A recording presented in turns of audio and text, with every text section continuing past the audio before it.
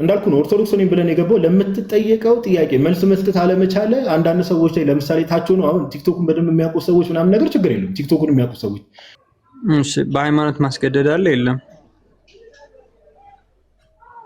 ምን ማለት ነው? በሃይማኖት ማስገደድ ስትል ሰው በግዴታ አንድን ሃይማኖት እንዲቀበል ማለት ነው?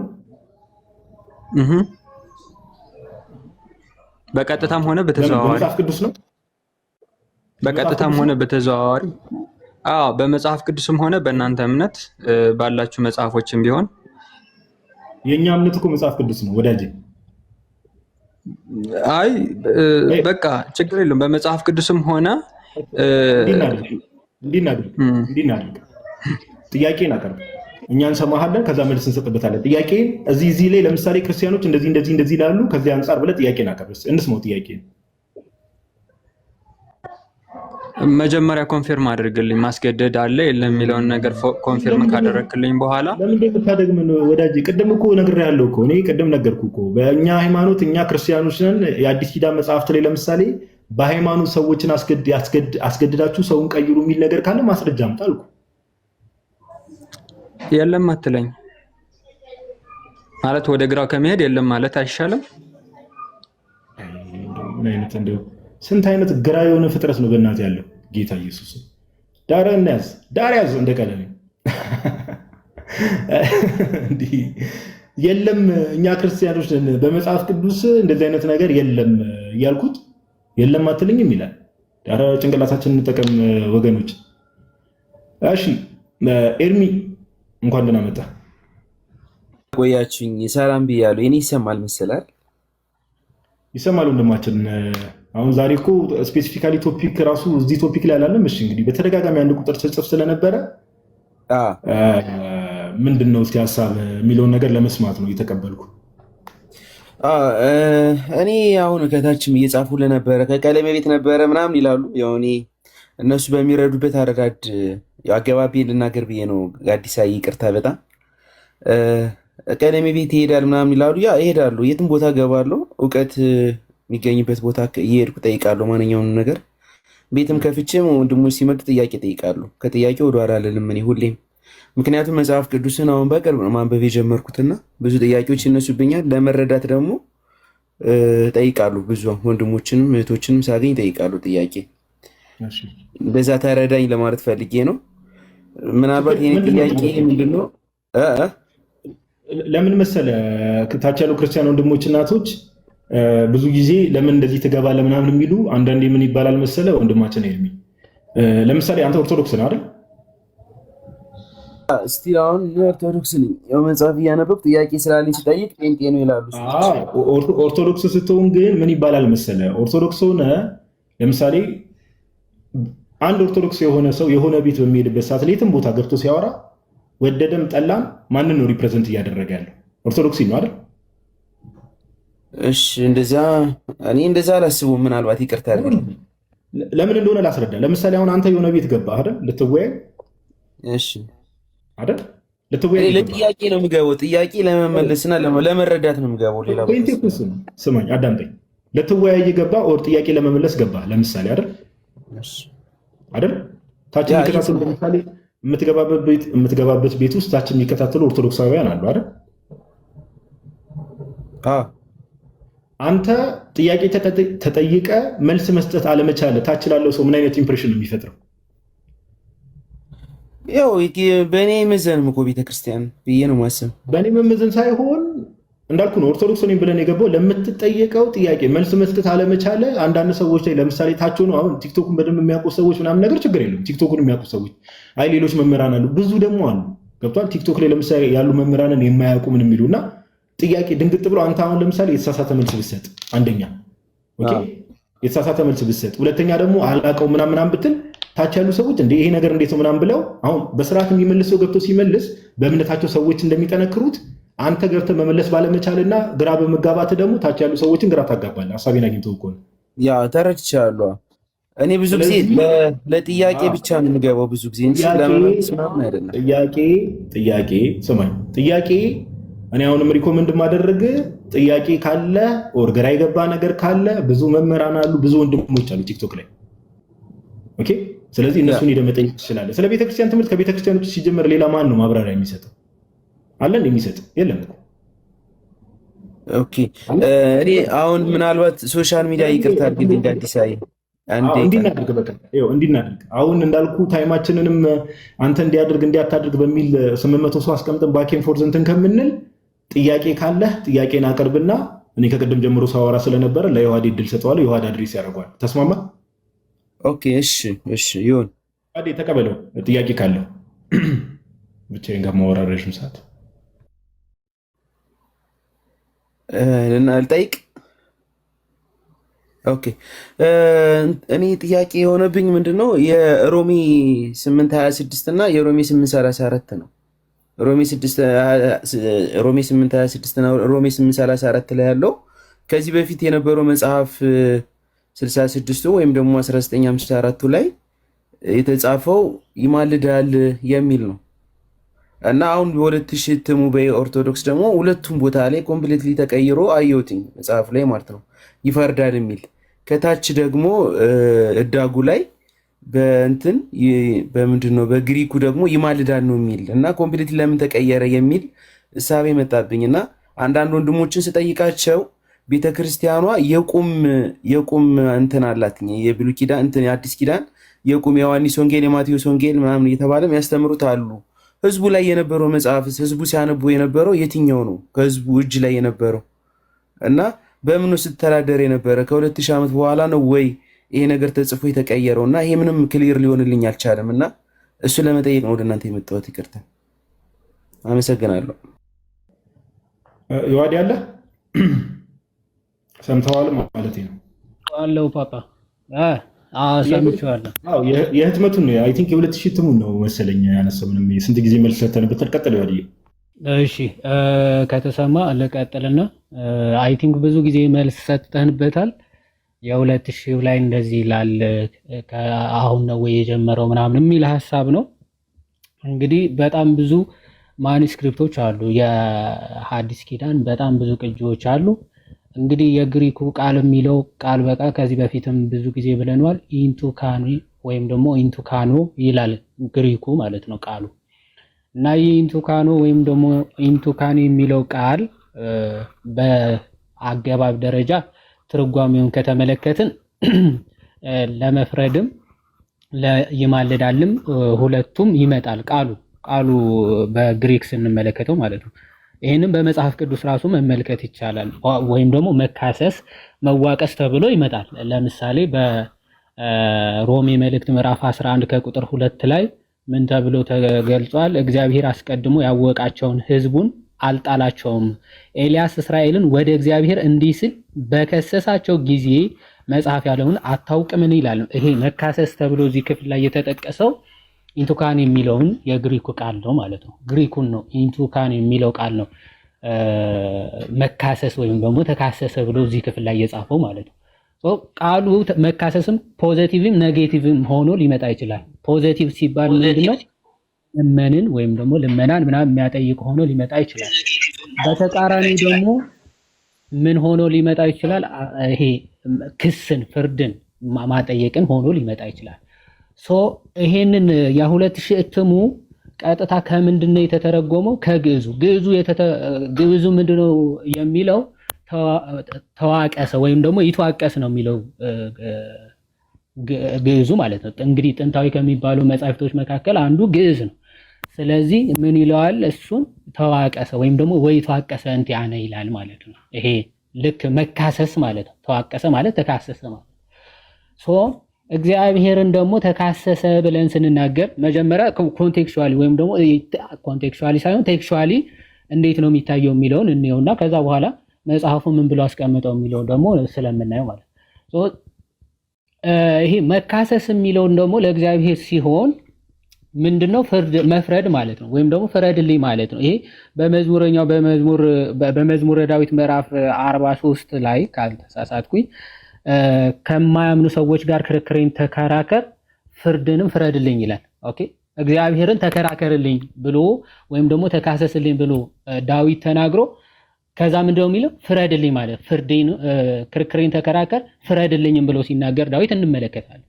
መካሰስ ለእግዚአብሔር ሲሆን ምንድነው? ፍረድልኝ ነው። ፍረድልኝ በእኔ በጠላቶቼ ላይ ፍረድ፣ ለእኔ ደግሞ ፍረድልኝ የሚለውን ትርጉም ይይዛል ማለት ነው። ተካሰሰ ተዋቀሰ ይላል ግዕዙ። ከዛ ነው የተተረጎመው የ2000 እትሙ ማለት ነው።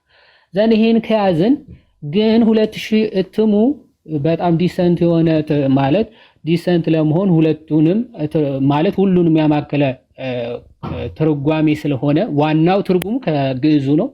ግን ሌሎቹ የግሪኩንም ሌሎች ቅጂዎችንም ክሮስ ቼክ ያደረገ ትርጉም ስለሆነ ህዳጉ ላይ ምን ብለው ጽፈዋል? በግሪኩ ኢንቱካ ነው የሚለው መማለድ ወይም ይማልዳል ተብሎም ተተርጉሟል ይላል። እና ይቅርታ ይሄ መማለድ ወይም ደግሞ ይማልዳል ተብሎ ቃሉ ይተረጎማል ብለው ህዳጉ ላይ አጽፈውታል። ስለዚህ ይማልዳል ቢባል አማለደ ወይም ደግሞ ይማልድልናል ተብሎ ቢተረጎም በእኛ ቤተክርስቲያን ምንም ችግር የለውም። ኦኬ እንቀበለዋለን። ይማልዳል ወይም ደግሞ ይማልድልናል የሚሉ ቃላቶች ትርጉሞቹ ምንም ችግር የለባቸውም፣ እንቀበላቸዋለን። ምንም ችግር የለበትም ቃሉ ማለት አሴ ቃል ማለት ቃሉ አይደለም። ምክንያቱ ለክርስቲያን ቃል ሳይሆን ስፒሪት ወይም ደግሞ ይሄ ቃል ይገላል መንፈስ ግን ያድናል ተብሎ ተጽፏል አይደለ? ቃሉ ሳይሆን ቃሉ የተሸከመው መልእክቱ ግን ምንድነው የሚለው ነው የሚያስማማን ማለት። አባቶች የሚተረጉሙት ወይም ደግሞ የምናብራራበት ዋና ምክንያት እኮ ቃላቶችን ወይም ደግሞ ወርዶችን እንዴት አንደርስታንድ እናደርጋለን ነው። ስለዚህ ትርጉሙ ግን ሁለቱንም ያስማማል ወይም ደግሞ የቀናውን መንገድ ወይም ደግሞ የቀናውን የመጽሐፉ ሐሳብ እንድንረዳ ያገዘናል፣ ይረዳናል ማለት ነው። በአጠቃላይ ትርጓሜው ታዲያ ምንድነው ከተባለ ቀጥታ ትርጉሙ እንውሰደው ከተባለ ይማልድልናል የሚለውን ቃል ቀጥታ እንውሰደው ከተባለ ትርጉሙ ምንድነው? መለመን የሚለውን ትርጉም ነው የሚሰጠን። ኦኬ ማለደ ለመነ ነው ዋናው ትርጉሙ፣ መሰረታዊ ትርጉሙ። ይሄንን ይዘው ሌሎች ትርጓሜዎች ሊወሰድ ይችላል ማለት በልመና ማስታረቅን ሊያመጣ ይችላል። ኦኬ ውጤት ስለሆነ እርቅ ማለት ነው። ለምሳሌ አንዱ አማልዶ አስታረቀ ሊባል ይችላል። ለምሳሌ ኤርሚ ጋዲ ለኤርሚ ብር ቢያበድረው እና ኤርሚ መክፈል ቢያቅተው እኔ መሃል ላይ ገብቼ መጀመሪያ ኤርሚ ቢያበድረው ልላልኩና አስበው ጋዲ ቢያበድር ይሻላል። ስለዚህ አሁን ለምሳሌ ጋዲ አንተን አበደረ፣ አንተ መመለስ አልቻልክም ብሩ እንበል።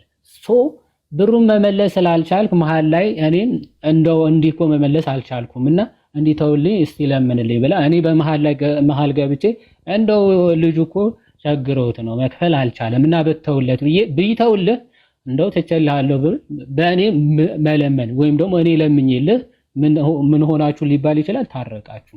ኦኬ እርቅ ሊባል ይችላል። በዚህ ምክንያት እርቁ ተፈጸመ። በልመና ምክንያት በእኔ መለመን የሁለታችሁ እርቅ ሊፈጸም ይችላል። ዋና መሰረቱ ትርጉሙ ግን ሳይለቅ ማለት ነው። መሰረታዊ ትርጉሙ ሳይለቅ ነው። መለመን የሚለውን ጽንሰ ሐሳብ ሳይለቅ ነው መልጃ ማለት ስለዚህ መለመን ከሆነ መንፈስ ቅዱስ እንደው ለማን ነው የሚለምነው ማለት ከላይ በማይነገር መቃተት መንፈስ ቅዱስ ራሱ ስለ ቅዱሳን ይማልዳልና ተብሎ ተጽፏል። እንደው መንፈስ ቅዱስ ይለምናልና ብለን ቀጥታን ተርጉመው ከተባለ ለማን ነው የሚለምነው? ወደ ማን ነው የሚለምነው? ኦኬ ወደ ማን ይለምናል? መንፈስ ቅዱስ አምላክ ነው። በባህሪው ሁሉ ቻይ ነው። ሁሉም ማድረግ የሚችል ጌታ ነው። ስጋ የለበሰ አምላክ አይደለም። ከአብ ጋር ትክክል የሆነ አምላክ ነው። ለምን ነው መለመን የሚያስፈልገው? ኦኬ ቀጥታ እንውሰደው ከተባለ ማለት ነው መለመን ስለምን ያስፈልገዋል የሚለውን ጥያቄ ያመጣል። ይህ ብቻ አይደለም። ይሄ ይማልድልናል የሚለው ቃል ለአብም ገብቶ እንመለከተዋለን። አንደኛ ቆሮንቶስ ምዕራፍ 5 ከ19 ሁለተኛ ነው አንደኛ ቆሮንቶስ ነው ሁለተኛ ቆሮንቶስ ላይ ነው ያለው ምዕራፍ 5 ከቁጥር 19 ጀምሮ ያለውን ማለት በእግዚአብሔር በእኛ እንደሚማልድ የሚለውን ሐሳብ ማለት ነው። እግዚአብሔር እንደሚማልድ ይላል። እንደሚማልድ ነው የሚለው። ስለዚህ እግዚአብሔር በእኛ ሆኖ ይለምናል ተብሎ ተጽፏል ማለት ነው። ስለዚህ እነዚህ ቃላቶች ይዘን ቀጥታ እንደው አብም ወልድም መንፈስ ቅዱስም ይለምናል ብለን ነው የምንወስደው? አንወስድም። ሁለተኛ ቆሮንቶስ ምዕራፍ 5 ከቁጥር 19 እስከ 20 ያለውን ማለት ነው። ቀጥታ ይለምናል ብለን ካልወሰድን ታዲያ በውስጡ ያዘለው ቃሉ የያዘው ሚስጢር ምንድነው ብለን ወደ ትርጓሜ እንሄዳለን፣ ወደ አባቶች እንሄዳለን ማለት ነው። ልክ ዘፍጥረት ምዕራፍ 6 ላይ እግዚአብሔር ሰውን በምድር ላይ በመፍጠሩ ተጸጸተ ይላል። ቃሉ ተጸጸተ ይላል። ኦኬ እንወስደዋለን። ቃሉ አለ። ይሄን ይዘን እግዚአብሔር ይጸጸታል የሚል ትምህርት ነው የምንመሰርተው ወይስ ተጸጸተ የተባለው እግዚአብሔር ስለምንድን ነው? ከባህሪው ጋር የሚቃረን ነው። ኦኬ መጸጸት ለእግዚአብሔር የሚስማማው ባህሪ አይደለም። ልክ መለመንም ወይም ደግሞ በባህሪ መለኮቱ ለእግዚአብሔር መለመን የሚስማማው እንዳልሆነ ማለት ነው። ስለዚህ ለእግዚአብሔር ተጸጸተ ተብሎ ስለተጻፈ ኦኬ ይጸጸታል የሚል ትምህርት ሳይሆን ምን ይዘው ሚስጢሩ ምንድነው? ለምንድነው እንደዛ ተብሎ የተጻፈው ብለን ወደ ትርጓሜ እንደምንሄደው ሁሉ ክርስቶስም መንፈስ ቅዱስም አብም ይማልዳል ተብሎ ሲጻፍ ከምን አንጻር ተጻፈ ብለን ወደ አባቶች ስንሄድ ልክ እንደ አፉ ወርቅ የተባለ በትርጓሜ በትምህርቶቹ ሰዎችን አንደበትን የሚያጣፍጥ ቅዱስ ዮሐንስ አፈወርቅ ምን ብሎ ይተረጉማል? ይሄ ስለ እኛ ፍቅር ወይም ደግሞ እግዚአብሔር ለኛ ያለውን ፍቅር ሊያጠይቅ እንዲህ ብሎ ተጻፈ ይላል። ለኛ ያለውን ፍቅሩና እገዛው እንደማይጠፋና ሁልጊዜ እንደሚረዳ እንደሚያግዘን ሊያጠይቅ ይሄንን ተጽፏል። ማለት ይማልዳል የሚለው ቅዱስ ጳውሎስ የክርስቶስ ፍቅሩን ለመግለጽ ቃሉ ተጠቀመው ብሎ ነው ቃል በቃል የሚተረጉም ማለት ከላይ ጀምሮ ከ16 ሮሜ ምዕራፍ 8 ከ16 ጀምረን ስንመለከት ሐዋርያ ቅዱስ ጳውሎስ ለክርስቲያኖች ምን እያላቸው ይመጣል? እንዴ ከክርስቶስ ጋር አብራችሁ ለመካፈል መንግስቱን ለመውረስ ከፈለጋችሁ ከክርስቶስ ጋር ደግሞ መከራው አብራችሁ ልትካፈል ይገባችኋል። የክርስቶስ መከራን አስቦ ምን ያክል መከራን የተቀበለው ከእርሱ መከራ ጋር መሳተፍ አለባችሁ ብሎ የሚዘምረው ሐዋርያ ቅዱስ ጳውሎስ ማለት። ስለዚህ እንደሱ ለመውረስ መንግስቱን ከሱ ጋር ለመውረስ ከፈለጋችሁ ከሱ ጋር በመከራው ደግሞ መሳተፍ አለባችሁ ብሎ ጀመረና አሁን ይሄ በጣም የሚያስደነግጥ ነው። እንደዛ ካልሆነ አትወርሱ የሚል ሐሳብ ስለሆነ ያመጣው ማለት ግን እንዲህ ሲባል ግን እንደው ብቻችሁን ታግላችሁ ታሸንፋላችሁ ማለት ግን አይደለም። መንፈስ ቅዱስ አለ፣ አብ አለ፣ ወልድም አለ። ፍቅሩ የማይለይ ፍቅሩ የሚያግዘን የሚረዳን አብ ወልድ መንፈስ ቅዱስ አለ ብሎ ይጀምራል። ስለ መንፈስ ቅዱስ 26 ላይ ይናገራል። ኦኬ በማይነገር መቃተት መንፈስ ቅዱስ ስለኛ ምን ይማልዳል፣ ስለ ቅዱሳኑ ይማልድልናልና ብሎ ገለጸ። በቃ መንፈስ ቅዱስ በጸሎታችን ሁሉ የሚያግዘን የሚረዳን ነውና ማለት ነው። ያግዘናል፣ ይረዳናል ብሎ ጠቀሳል። 34 ላይ ወረደና ደግሞ አብ ራሱ ደግሞ ፍቅሩ እንደማይለይና እንደሚያግዘን ሲናገር ለገዛ ልጁ ሳይራራ እስከ ሞት ድረስ አሳልፎ ከሰጠ እንዴት የበለጠውን ነገር ደግሞ አሳልፎ አይሰጠንም ይላል። የአብ ፍቅሩ ደግሞ ገለጸልን። የአብ ደግሞ እገዛው እዛው ገለጸልን። አንድ ልጅ እኮ እስከ ሞት ድረስ አሳልፎ ሰጥቶናል።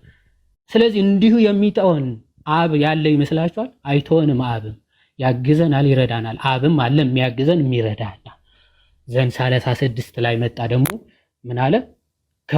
ከዛ ደግሞ ክርስቶስ ደግሞ አለ ምን ስለኛ የሞተ ሞትን ድል አድርጎ የተነሳ በአባቱ ቀኝ ያለ ስለኛም የሚማልድ ስለኛ ጠበቃ የሆነ የሚያግዘን የሚረዳን ክርስቶስ ደግሞ አለ ይልና ዝቅ ብሎ ምን ይላል? ክርስቶስ ካለልን ክርስቶስ የሚያግዘን የሚረዳን ከሆነ ስለዚህ ከክርስቶስ ፍቅር ማን ይለየናል ይላል። አየህ፣ አጋዡ ክርስቶስ ስለኛ የሞተው ክርስቶስ ከኛ ጋር ሆኖ የሚያግዘን የሚረዳን ከሆነ የማይለየን ከሆነ ሞቶ ብቻ የተሆነ አይደለም፣ ሞቶ ከኛ ጋር ከሞቱ በኋላም ከእገዛው ከኛ ፈጽሞ የማይለይ ነው። ዘለዓለሙ ይቆያል፣ ያግዘናል፣ ይረዳናል፣ የተለየን አይደለም። ስለዚህ እሱ የሚያግዘን ከሆነ ከዚህ ከክርስቶስ ፍቅር ማን ይለየናል ይላል። መከራ ነው፣ ችግር ነው፣ ረሃብ ነው፣ ስቃይ ነው፣ መራቆት ነው፣ መላእክት ናቸው። ሁሉም እየዘረዘረ ይመጣና ማንም ከክርስቶስ ፍቅር የሚለየን የለም ይላል ሲዘጋ። ከክርስቶስ ፍቅር ማንም አይለየንም ይላል። ስለዚህ እገዛውን ረድኤቱን ለማጠየቅ ካሉ ተጠቀመው እንጂ እንደው ሊትራሊ ይለምናል ማለት አይደለም ነው ባጭሩ። ምናልባት አንተን ብለህ ሰመራይዝ አድርገህ ጨምርና ጥያቄ ካለ ይቀር። ምንም አይ ዋዲ ቃሎት ያሰማልን በሰፊው ነው ያብራራው። ዋናው ምክንያት ለምን እንደዛ ተብሎ ተቀመጠ የሚለውን ያው ቀደም ወንድማችን ሰምተህ ከሆነ ከግዕዙ ስለተተረጎመ ነው ቀጥታ። ከዛ አንፃር ግን ዞሮ ዞሮ ቤተክርስቲያን እዛ ክፍል ላይም ሆነ ከዛ በኋላ ከዛ በፊትም ሆነ ከዛ በኋላ የክርስቶስ ኢየሱስ መካከለኛ እንደሆነ አስታራቂ እንደሆነ ቤተክርስቲያን ታምናለች። ነገር ግን ኢየሱስ አማላጅ ነው ብላ አታምንም ቤተክርስቲያን። ከ2000 እትሙ በፊትም እንደዚህ አይነት እምነት የላትም። 2000 ከታተመ በኋላ እንደዚህ አይነት እምነት የላትም። ስለዚህ የቤተክርስቲያናችን እምነት ላይ ምንም የተለወጠ ነገር የለም ነው ባጭሩ። ሀሳቡን አግኝተው ከሆነ ኤርሚ። ጋዲ ቃልዎት ያሰማልን። እግዚአብሔር ይስጥልኝ ተመለሰልኝ ነገር በሙሉ አመሰግናለሁ። ምናልባት በዛው አያይዤ የጠየቅኩት ነገር አሁን ይሄኛውን ተረዳሁትኝ። ኦኬ ያው ቃል ያድናል ቃል ይገላል እንዳልከኝ ቃላቶችን ላይ እሺ መረዳቱ ይኖረኝና በዛው አያይዤ የተናገርኩት ነገር ምንድነው ከዚህ በፊት ታዲያ 2000 እትሙ ከመታተሙ በፊት ህዝቡ ማለት እኛ ህዝቦች ምን ብለን ነው ምናምን የነበረ? ምክንያቱም መጽሐፍ ቅዱስ ላይ የተጻፈው ይፈርዳል ሳይሆን ይማልዳል ተብሎ ነው መጽሐፍ ቅዱስ ላይ የነበረ ለረጅም አይደለም ነው ብለ የፈለኩትኝ ነው። ሰምቼዋለሁ፣ በደንብ ሰምቼዋለሁ። ጋዲሳ ቃልዮት ያሰማልን ከማለት በፊት በጣም ከታላቅ ይቅርታ ጋር ቃልዮት ያሰማልን ከማለት በፊት የተወራውን ነገር ሰምተሃል ወይ የሚለው ነገር አየህ ራስ ምን አልክ? ቃል ያድናል ቃል እንትን ይላል። ለምሳሌ አሁን ከ2000 ትሙ በፊት ለምሳሌ ምንም ጥያቄ የለውም ይማልዳል ተብሎ በቤተክርስቲያናችን መጽሐፍት ላይ እኮ ተቀምጧል፣ ቃሉ ተቀምጧል። ቤተክርስቲያን ቃሉ እንደዛ ተብሎ ቢቀመጥም ይማልዳል ማለት አሁን የዋዴ እንዳብራራው አባቶች በተረዱበት መልክ ነው የምትረዳው። ከዛ በፊት የነበረው ምዕመንም እንደዛ ነው የሚረዳው። ኦኬ ፍቅሩን ለመግለጽ ዕብራውያን 7:25 ላይ ያለው ሮሜ 8:34 ላይ ያለው ሐሳብ ኢንክሉዲንግ ሮሜ 8:26 ላይ ኦኬ ከ2000 ትሙ በፊት ለምሳሌ ክርስቲያኑ ዘንድ የነበረው በቤተክርስቲያን ባለው መጽሐፍ ቅዱስ ውስጥ ጠቅለል ያለውን ሐሳብ ነገረ ክርስቶስ ሙሉ ሐሳቡን ነው ቤተክርስቲያን የምትቀበለው። አንድ ቃል ላይ ቆመን አይደለም ነው ሐሳቡ ገብቶ ከሆነ ምን ብለው ነበር የሚያምኑ ከተባለ ሁሉም ምዕመን ሆነ ቤተክርስቲያን የምታምነው ቀደም እኮ ምን ብዬ ነገርኩ የተለወጠ እምነት የለም።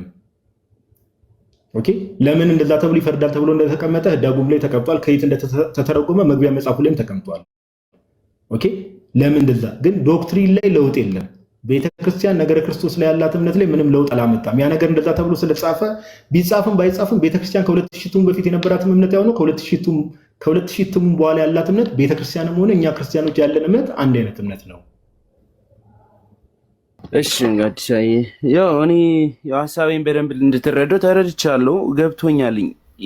ይማልዳልንና ይፈርዳልን ያስታርቃልን ገብቶኛል። እኔ አሁን በዚሁ አጋጣሚ መጠየቅ የምፈልገው ምንድነው መሰለ ትርጉሙ ከግዕዝ ነው የተባለ። ይሄ ትርጉም ከግዕዝ ነው። ኦኬ ከግዕዝ ይሁን አስማሚ አዎ የ2000 ትሙ ከግዕዝ ነው ተባለ። ግን ግዕዙ ወይም ደግሞ አማርኛው ካላስማማን ነው ምን ሄደው ወደ የት ነው? ወደ ግሪኩ ነው አይደለም? ግሪኩ እኮ ለምን ሙሉ ኮምፕሊትሊ መቀየር ለምን አስፈለገው? ባለበትስ መቀጠል አይችልም ወይ ነው ወዳጅ? ለምን እኮ እንደዛ አይሰማሽ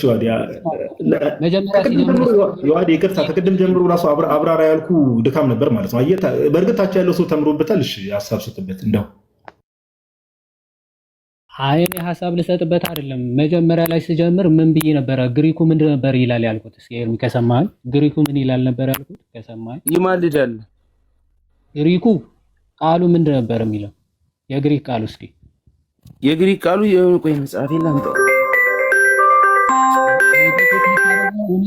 እየሰማ አልነበረም ማለት ነው። ምን እየሰራ ነበር ታዲያ? እየሰማሁኝ ነው እንጂ እየሰማሁኝ ነው የነበረ እኮ ይማልዳል። የግሪኩ ቃል እኮ እዛው ከታች ላይ ተጻፈውን እየተናገርኩ ነበር። እሺ የግሪክ ቃሉ ትርጓሜዎች ምን ምን ተብለው ተተርጉመዋል አልኩ በመጽሐፍ ቅዱስ? እስቲ ይቃወምልናል ነው የሚለው፣ ይቃወማል ነው የሚለው። እዚህ ጋር አለ እኮ እዚህ ጋር መጽሐፉን እኮ ይዤው ነው ከታች ያየሁትኝ አንተን ስከተል የነበረ። እሺ ይቃወምልናል ብያለሁ ኖ ይላል ነው የግሪኩን የሚለው። በዚህ ጋር ግሪኩ ማን ይቃወምልናል ይላል ማለት ከግሪኩ ከታች ዳጉ ላይ የተጻፈው ልብን የሚመረምረው መንፈስ ሐሳብ ምን እንደሆነ ያውቃል፣ እንደ እግዚአብሔር ፍቃድ ስለ ቅዱሳን ይማልድልናል ይላል። ከዛ ወርታች ዝቅ ብሎ ደግሞ ግሪኩ ማን ይቃወምልናል ይላል። ቆይ መጽሐፉ ምን ይላል እኮ አይደለም የጠየኩ ኤርሚ።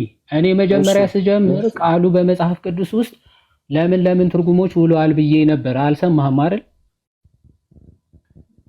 እስቲ ምን ጥቅሶችን ጠቀስኩኝ? እስኪ ከጠቀስኳቸው ጥቅሶች አንድ እስቲ ጥቀስልኝ። ምን ክፍል ጠቀስኩኝ?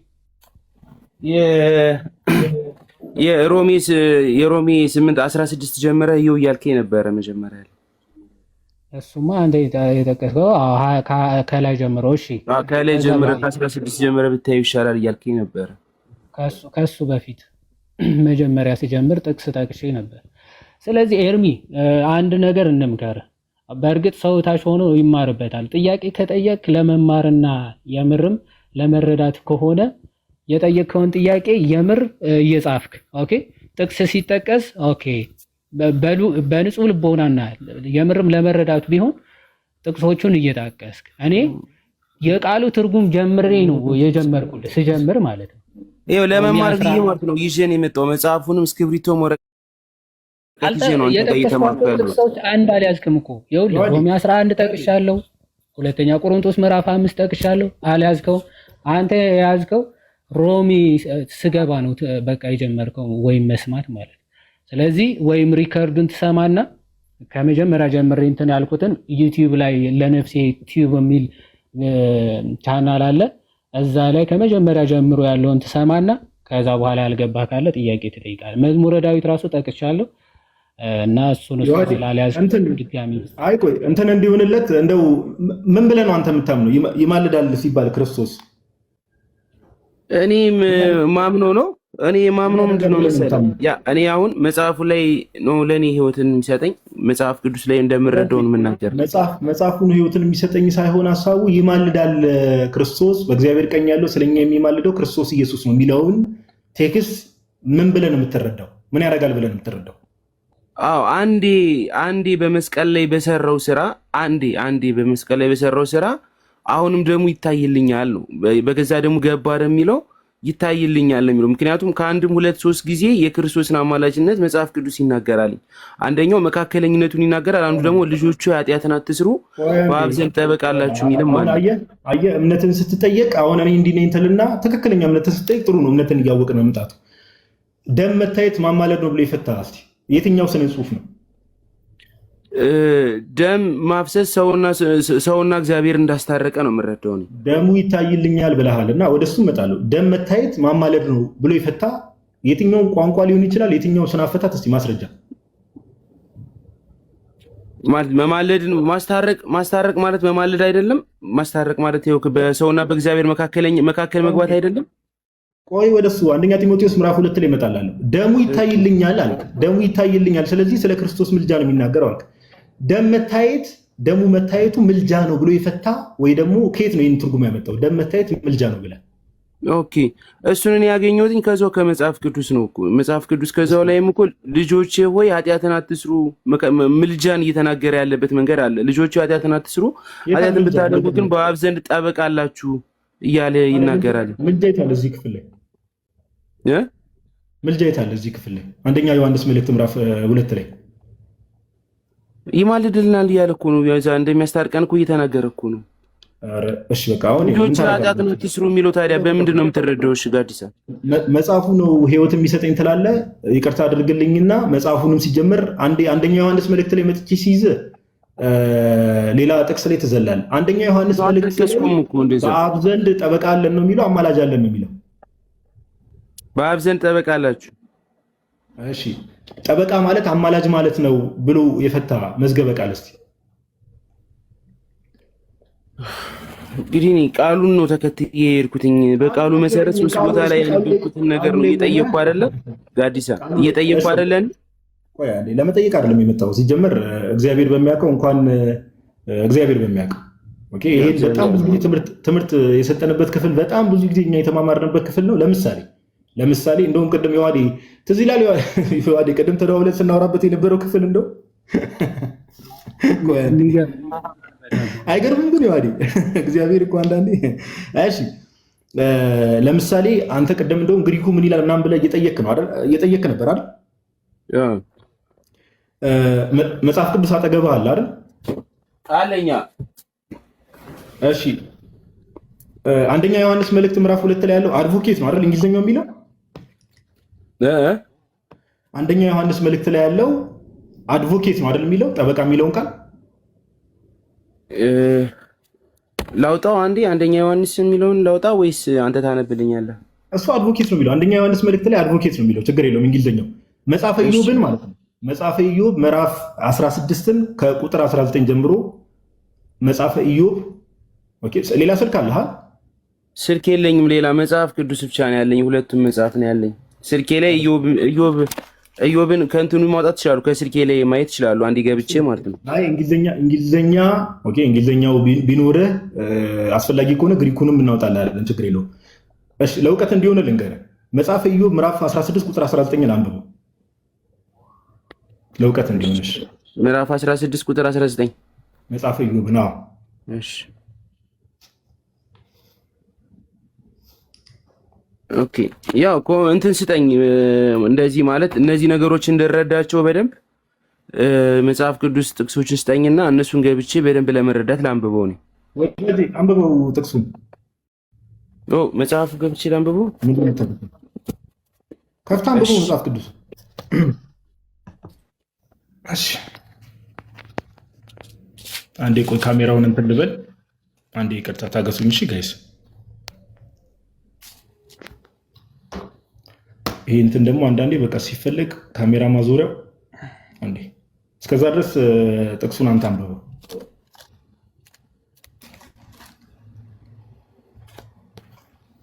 አንተሽ ምኑን ነው ታች አለ መጽሐፈ ኢዮብን ለማውጣት ነው ይሄ ሁሉ ሰዓት ጊዜ እየፈጀበ ያለው ወንድማችን? አውጥቼዋለሁ። ቁጥሩን እየፈለግኩት ነው እንጂ አውጥቼዋለሁ። የቱ ጋር እንደሆነ እንድታሳየኝ። እሺ አንዴ እኔም ደግሞ አዙሬ ይኸው ምናልባት መጽሐፈ ኢዮብ ላይ የቱ ጋር እንደገባው ጠፋኝ። ቁጥሩ ጋር እየልኝም። አንተ ቁጥሩን ስለምታውቀው ግዕዙ አላውቀውም። እኔ ራሱ ቆይ እሱን እንትን እላለሁ። እኔ ካሜራ ማዞርም አልቻልኩም ወዳጄ፣ እንኳን እንትን ለማለት አንዴ ቆይ የከፈተው አንዴ ቆይ አንተ ታቻለ ምትል ምን ፈራጅም ያሰብ ታች ያሉ ሰዎችም እንዲማሩ ብዬ ነው። እኔማ ይሄን ክፍል ወይ እኔ ልክፈትልህ አንዴ ጋር እሺ ዮሐዴ እንትን ክፈት። በቃ ዮሐዴ ክፈት አንዴ። ምን ይላል መሰለህ? እናንብብልህ። በቃኛ ችግር የለውም። እሺ ስልኬ ቢኖረኝ አሪፍ ነበረ። ምን ይላል አሁን? ከቃላት ሳይሆን ታች ያላችሁ ሰዎችን በደንብ ስሙ። እሺ አሁን ጌታችን ኢየሱስ በአብ ዘንድ ጠበቃ አለን የሚለውን እንደው ባይ ዘ ዌይ በዚህ ቶፒክ ላይቭ ብንከፍት በፕሮቴስታንቱ ዓለም ስንት አይነት ትምህርት ነው የምትሰሙት? የፍርድ ቤት አይነት መከራከር፣ እባክህ እንዲያታድርግባቸው፣ እባክህ እንዲሆንባቸው፣ እባክህ እንዲህ አይነት እምነት ያላቸው ብዙ ሰዎች አሉ። ስሙ ግን መጽሐፈ ኢዮብ ምዕራፍ 16 ቁጥር 19 ላይ ምን ይላል? አማርኛው አማርኛው አሁንም እነሆ ምስክሬ በሰማይ አለ የሚመሰክርልኝም በአርያም ነው ይላል። በደንብ አስተውሉ። የሚመሰክርልኝም በአርያም ነው ይላል። ዮሐዴ ክፈቱና ቆይ አብረን እናያለን። አዎ አሁንም ምን ይላል? አሁንም አንዴ ኮሜንቱን ላጥፋ። አንተ አንዴ ኮሜንቱን አጥፋው ከቻልክ። አጥፍቼዋለሁ። አሁን መጽሐፈ ኢዮብ ምዕራፍ 16 ቁጥር 19 ምን ይላል? አሁንም እነሆ ምስክሬ በሰማይ አለ የሚመሰክርልኝም በአርያም ነው ይላል። የሚመሰክርልኝም በአርያም ነው። መጽሐፈ ኢዮብ ግን አሁን የዋድ እንግሊዝኛውን ክፈተው። ለምሳሌ ብዙ ትራንስሌሽኖች አሉ። ከነዛ ትራንስሌሽኖች ውስጥ አሁን የዋድ የሚከፍትላችሁ ለምሳሌ ኒው ኢንተርናሽናል ቨርዥን ሊሆን ይችላል። አዎ ክፈትላቸው። ሁለቱንም ግን በአውድ ፍቷቸው። በአውድ አንዴ ሚዩት አድርግ። ገና ልክ የሆነ ነገር ሊመጣ ሲል እዚህ ጋር መንጫጫት ትጀምራለህ። ገዝተ ላይ ገብተህ ተረጋጋ። ታች ያላችሁ ሰዎች ስሙ። አንደኛ ዮሐንስ መልእክት ምዕራፍ 2 ላይ ያለው ክፍል we have advocate ነው የሚለው እንግሊዝኛው። advocate with the father ነው የሚለው። ኦኬ በአብ ዘንድ ጠበቃ አለን። ያንን ጠበቃ ይዘው ነው ክርስቶስ ዛሬ እንግዲህ እንዲለምናል እንዲህ አይነት ነገር ከፍ ዝቅ ይላል ብለው የሚያምኑ ብዙ ፕሮቴስታንቶች አሉ። ስለዛ ነው መጽሐፈ ኢዮብ ምዕራፍ 16 ላይ ምን ይላል? even now my witness is in heaven my advocate is on high ይላል። ኤግዛክትሊ ምን የሚለውን ቃል እናገኛለን እዚህ ጋር? አድቮኬት የሚለውን ቃል ዮሐዴ ማርክ ያደረገበትን ተመልከቱ። ምን የሚለው? አድቮኬት የሚለውን ቃል እናገኛለን። ባይ ዘ ዌይ ይሄ የተወሰኑ ትራንስሌሽኖች ላይ ብቻ ሳይሆን ኢቭን የብሬንተን ነው። ያው እንደምታውቁት የሰባ ሊቃናት ትርጉም ላይ በብሉይ ኪዳን መጽሐፍትን ሄዳችሁ ብትመለከቱ የሰባው ሊቃናት የግሪኩ ሰብቶጀንት ብትመለከቱ የብሬንተን ኢንተርሊኒየር ላይ ሄዳችሁ ብትመለከቱ ራሱ አድቮኬት የሚል ቃል ያለው። ኢዮብ እዚህ ጋር ስለማን ነው እየተናገረ ያለው? ባይ ዘ ዌይ ስለ ያህዌ ነው። ኦኬ ስለ ያህዌ ነው እየተናገረ ያለው። ኢዮብ ምን እያለ ነው? ያህዌ ጠበቃዬ ነው እያለ ነው። ኦኬ ያህዌ ጠበቃዬ ነው እያለ ነው ኢዮብ። ማይ አድቮኬት ኢዝ ኦን ሃይ እያለ ነው። ምንም ማስረጃ መጣንላችሁ? የግሪኩ ሰባ ሊቃናትን ትርጓሜ ኢንተርሊኒየር፣ የብሬንተን ኢንተርሊኒየር፣ ከዛም ባለፈ ደግሞ እንግሊዘኛ ከ6 ከ7 በላይ ትራንስሌሽኖችን ኢዝሊ ማለት ነው። ኦኬ አመጣንላችሁ። አሁን ያህዌ አድቮኬቴ ነው ብሎ ማን ተናገረ? ኢዮብ ተናገረ። ዮሐንስ ደግሞ ያለውን እንመልከት። ይኸው ዮሐዴ የከፈተላችሁን ተመልከቱ። አድቮኬት እንግዲህ አያችሁ፣ ቃላት ይገድላሉ። My dear children, write this to you so that you will not sin. But if anybody does sin, we have an advocate with the Father, Jesus Christ the righteous one. ኢዮብ ምን አለ? ያህዌ ጠበቃዬ ነው አለ። ኦኬ። ስለዚህ አድቮኬት የሚለው ቃል ሲታይ ቀጥታ እንደው አሁን አድቮኬት የሚለውን ቃል ጠበቃ የሚለውን ሰው ሲመለከት እንደው እባክህ እንዲያደርግላቸው እባክህ እንደዚህ አይነት ነገር ጭንቅላቱ ላይ የሚፈጠር ከሆነ ኢዮብ ያህዌ ጠበቃዬ ነው ብሎ ሲናገር ምን እያለ ነው? ያህዌ ማንን ነው የሚጠይቀው? ኢቨን ብሉይ ኪዳን አለ። ኦኬ። ስለዚህ ይሄ አርጊውመንት መነሳት ይችላል። አየህ ወንድማችን ኤድሚ፣ አሁን በከፈትነው ክፍል መሰረት ኢቨን ብሉይ ኪዳን ላይ ያህዌ ኢዝ ማይ አድቮኬት፣ ኦኬ፣ ያህዌ ጠበቃዬ ነው ተብሎ ተቀምጧል። አየህ ኮሜንቱን በብሉይ ኪዳን አንድ እግዚአብሔር ነው አይደል የሚታመን የነበረ። በአዲስ ኪዳን ነው እንግዲህ አብ ወልድ መንፈስ ቅዱስን ያወቀበት። አሁን የኔ ጥያቄ እግዚአብሔር ያህዌ ጠበቃዬ ነው ሲል ምን ማለቱ ነው? ኦኬ፣ ጠበቃዬ ነው ብሎ ተናገረ ያህዌ የሚለው። ስለዚህ እግዚአብሔር ነው ሪፈራጅ ነው ለማለት ነው ብለህ ነው እየነገርከኝ ያለው ለኔ። ጠበቃዬ ነው ማለት እኮ እግዚአብሔር እኮ ይከራከርልናል። ለምሳሌ ኦኬ፣ እግዚአብሔር ከሴጣን ጋር አይከራከርም እንዴ? አይከራከርም? ለምሳሌ አይከራከርም? ዮሐዴ ትንቢተ ዘካርያስ ከቻልክ መዝሙረ ዳዊትንም ክፈትለት። ትንቢተ ዘካርያስ ምዕራፍ 3ን ማንሳት እንችላለን። ክፈትለት መዝሙረ ዳዊትንም ዮሐዴ። አሁን ለምሳሌ አይተሃል? መዝሙር 43 ቁጥር 1 አይተዋል? ኤርሚ ምን ይላል? አንብብ። አቤቱ ፍረድልኝ፣ ከጻድቅ ከራቁ አሕዛብም ክርክሬንም ተከራከር፣ ከሸንጋይና ከግፈኛ ሰው አድነኝ ይላል። ክርክሬን ተከራከር እያለው ነው አይደል እግዚአብሔር?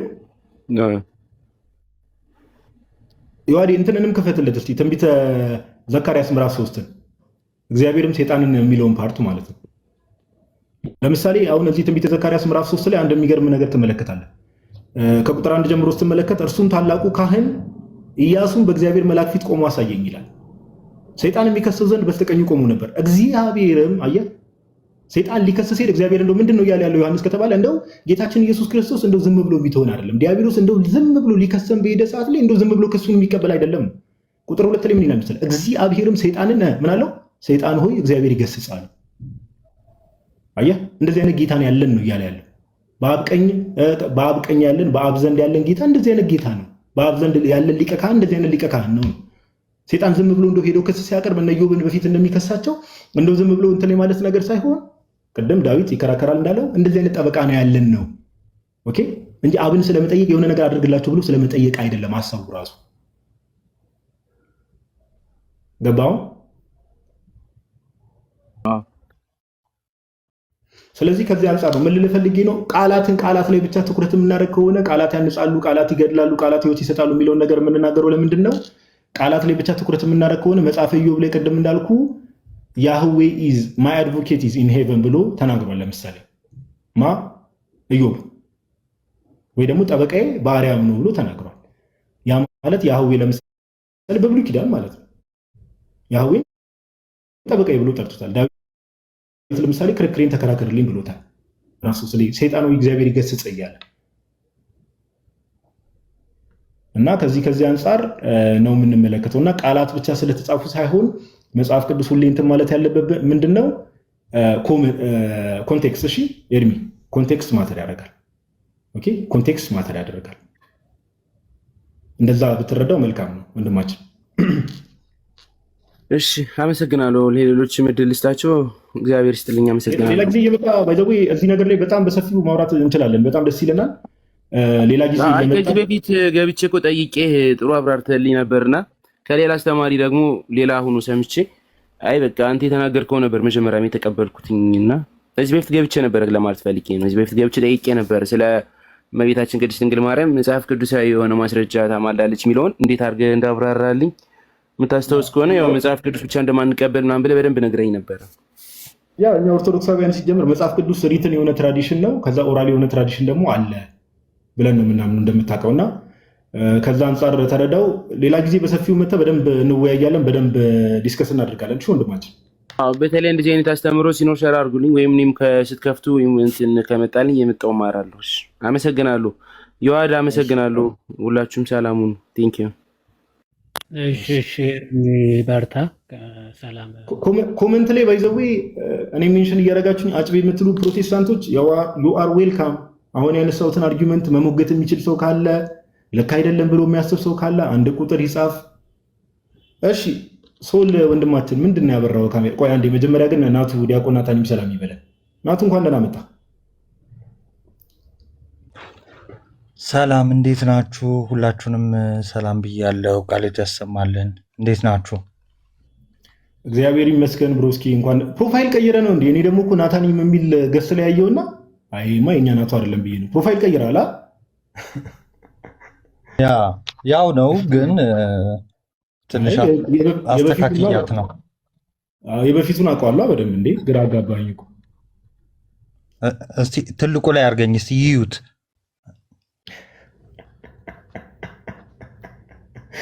ትልቁ ላይ አድርገኝ መመለስ በጣም ከባድ ነው ወዳጅ። ዝም ብዬ እዚህ በየዋዴ ቦታ ላድርግ ለጊዜው።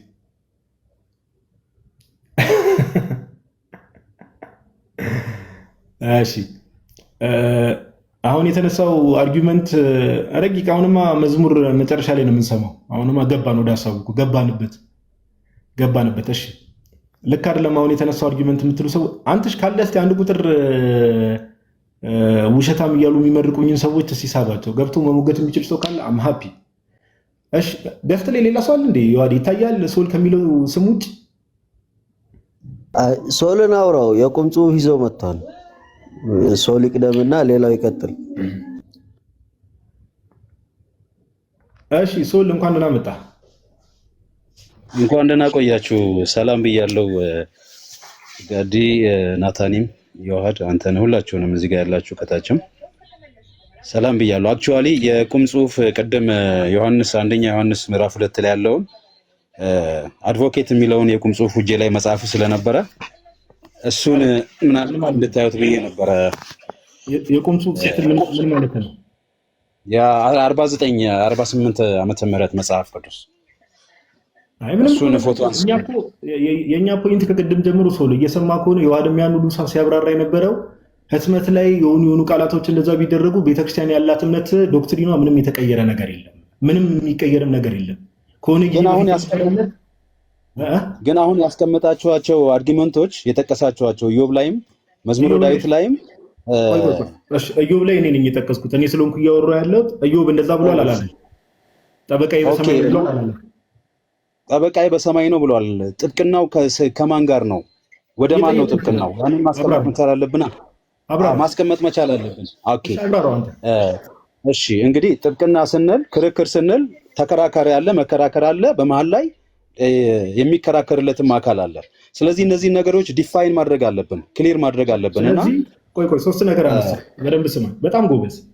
ጥብቅና ስንል ሶስት አካላት አሉ ብለሃል አይደል? ጠበቃው አለ፣ ከዛ በዛ ሰው ከሳሽ አለ አይደል? አላው ከሳሽ አለ፣ ጠበቃ አለ፣ ከዛ በኋላ ፈራጅ አለ። ፈራጅ አለ። ኢዮብ ጠበቃዬ በሰማይ ነው ብሎ ሲናገር በብሉይ ኪዳን ከሳሹ ማን ነው? የከሰሱት እና እንትንም እያደረጉ ያሉት አጠገቡ ያሉ እነማን ናቸው? እና አሌፍ ምናምን የሚባሉ አጠገቡ የነበሩት እና ኢቭን ሚስቱ ራሱ እግዚአብሔርን ስደበውና ሙት አለችው እና የተለያዩ ሰዎች ወደ እርሱ የሚያመጡት ነገር ነበረ። እሱም ደግሞ በውስጡ የሚከራከርበት ከሳሹ አያከራክረንም። እዚህ ጋር ሰይጣን ሆነ ሰዎቹ ከሳሾቹ ሆኑ እሱ አይደለም፣ እሱ አያከራክረንም። ከሳሹ ላይ አይደለም ፖይንታችን። ስማኝ በደንብ እሺ። ኦኬ ጠበቃው ማን ነው? በዛ ክፍል መሰረት ያህዌ አይደል? ጠበቃዬ እያለ ያለው አዎ ያህዌን ነው፣ እግዚአብሔርን ነው። ፈራጁ ማን ነው? ቆይ አሁን ይኸውልህ እቺን ፖይንት ይሄንን ሐሳብ ስታስቀምጥ ይሄን ፖይንት ማለት ምን እንዳነሳሁት እኮ ነው ያውቀዋለሁ። አንዴ ቆይ ይኸውልህ በቃ ይኸው ታነበውና በዛው በአውዱ መሰረት እንድትፈታው ነው የፈለኩት። አንተሽ አንዴ እንትን በለው ኮሜንት አንዳንድ ነገር ማየት እንችላለን። አንዴ ሶል አንዴ ችግር የለውም። እሱን አውጣው አንተ ሶል አዳም ችግር የለውም። አሁን እኮ እየመጣ ነው ይዋዴ ችግር የለውም። ቆይ ሜቢ ቆይ ይዋዴን ትልቁን ላድርገህ ጥቅሱ መክፈት አስፈላጊ ከሆነ አንዴ።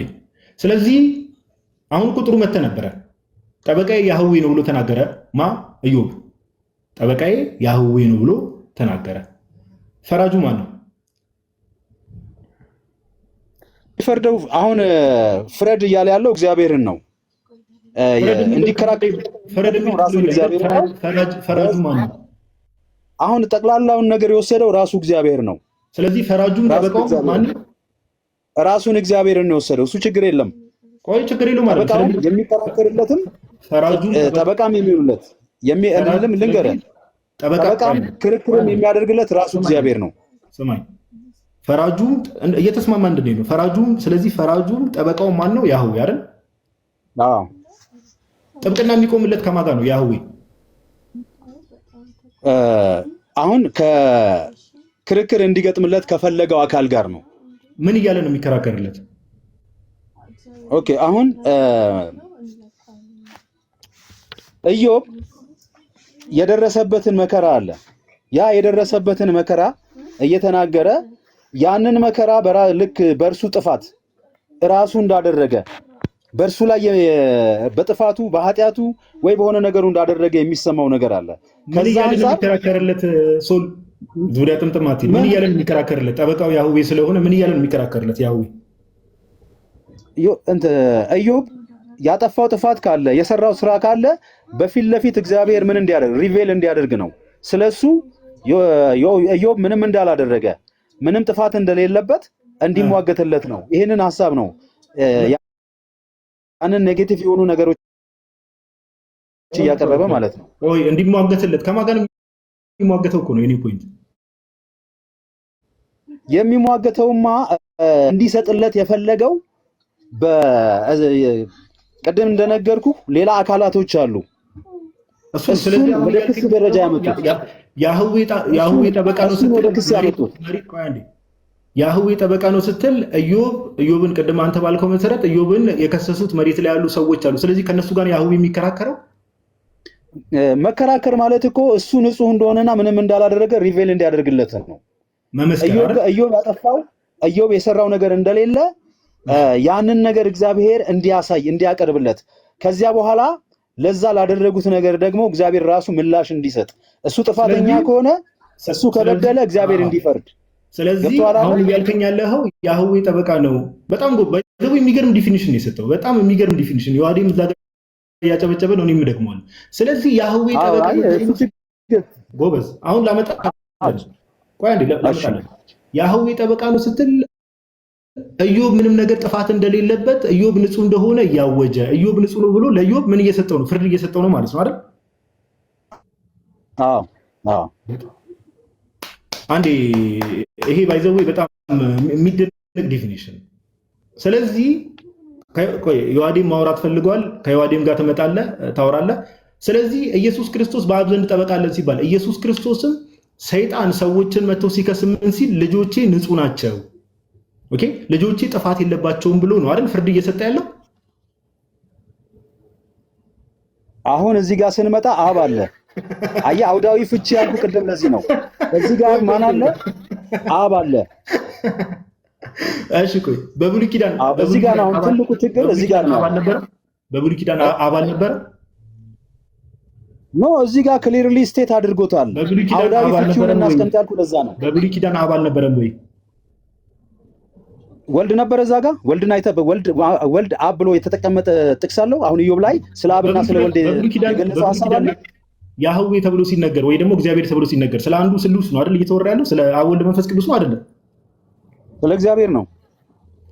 ስለ አብ ወልድ መንፈስ ቅዱስ አዎ። ያ ግን የተገለጠው አብ ወልድ መንፈስ ቅዱስ ጠበቃ ነው ብሎ ሲናገር ኢዮብ ስለማን ነው? ስለ አብ ነው? ስለ ወልድ ነው? ስለ መንፈስ ቅዱስ ነው እያወራ ያለው? አዎ። አሁን እዛ ጋር ወደ ውስጥ ካስገባኸኝ እግዚአብሔር ራሱ የምንለው በሶስትነት ያለው እግዚአብሔር ስለ ሰዎች መዳን አንዴ ስለምጠቀምበት ነው። እግዚአብሔር ራሱ የሰዎችን ክርክር በሶስትነቱ ራሱ ያደርጋል። በብሉይ ኪዳንም አዲስ አይደለም። አዲስ ኪዳን ላይ ግን ተገልጧል። አዲስ ኪዳን ላይ አብ ወልድ መንፈስ ቅዱስ ተገልጦ ነው የሚሰራው። በጣም እኮ ቅድም ጥሩ አድርገን የፈታው እውነት ለማውራት ምን ብለህ ፈታ መሰለህ? ያህዌ ጠበቃይ ነው ብሎ ሲናገር ሰዎች ሊከሱ ሲመጡ ከሳሾቹ አለ አይ ኢዮብ ንጹህ ነው እያለ ፍርድ ይሰጣል። የኢዮብን ንጽህና ያውጃል። ከዛ በኋላ ኢዮብ ንጹህ ነው ብሎ ፍርድ ይሰጣል። ጠበቃ የተባለው አካል ያህዌ ጠበቃ ነው ብሎ ሲናገር እንደዛ ነው አልከኝ። ያህዌ የሚለው ነገር እንግዲህ ቅድም እስራኤል ወይ ስማ እግዚአብሔር አምላካችን አድረው ሲባል ስለ አንዱ መለኮት ነው እያወራን ያለ ነው፣ አብ ወልድ መንፈስ ቅዱስ። እንደዛ ከሆነ እያወራን ያለ ነው በአብ ዘንድ ጠበቃ አለን ተብሎ ሲነገርም ሰዎች ለምሳሌ ስፔሻሊ የኛ አዲስ ኪዳን ላይ ለምሳሌ ከሳሽ ማን ነው? ዲያብሎስ ነው። ኦኬ ኢዮብን ለምሳሌ ሰይጣን በእግዚአብሔር ፊት ወጥቶ እንደከሰሰው ሁሉ እኛንም ደግሞ አለ ሰይጣን በእግዚአብሔር ፊት ሄዶ ይከሰናል። በዛ ሰዓት አንተ ባመጣኸው ጠበቃ በሚለው ፍቺ ኢየሱስ ክርስቶስ ልጆቼ ምንድን ናቸው ይላል? ንጹህ ናቸው። ዝም ብሎ እንደው ዲያብሎስ ክስ ሲያቀርብ የሚቀበል አይደለም። ልጆቼ ንጹህ ናቸው እያለ ፍርድም ይሰጣል ማለት ነው እኮ በቃ እሱን እኮ ነገርኩህ። እሱን ነግሬህ ማለት ነው። ይኸውልህ አንደኛ ዮሐንስ ላይ ልምጣልህ። ይሄ አያስማማም። ይኸውልህ እኮ አሁን አየህ፣ ቆይ አንዴ የአሁኑ ትርጉም ያስማማናል አያስማማም? ጠበቃ የሚለው እሱ ትክክል ነው። አሁን እሱን እንትን እያደረግኩ አይደለም።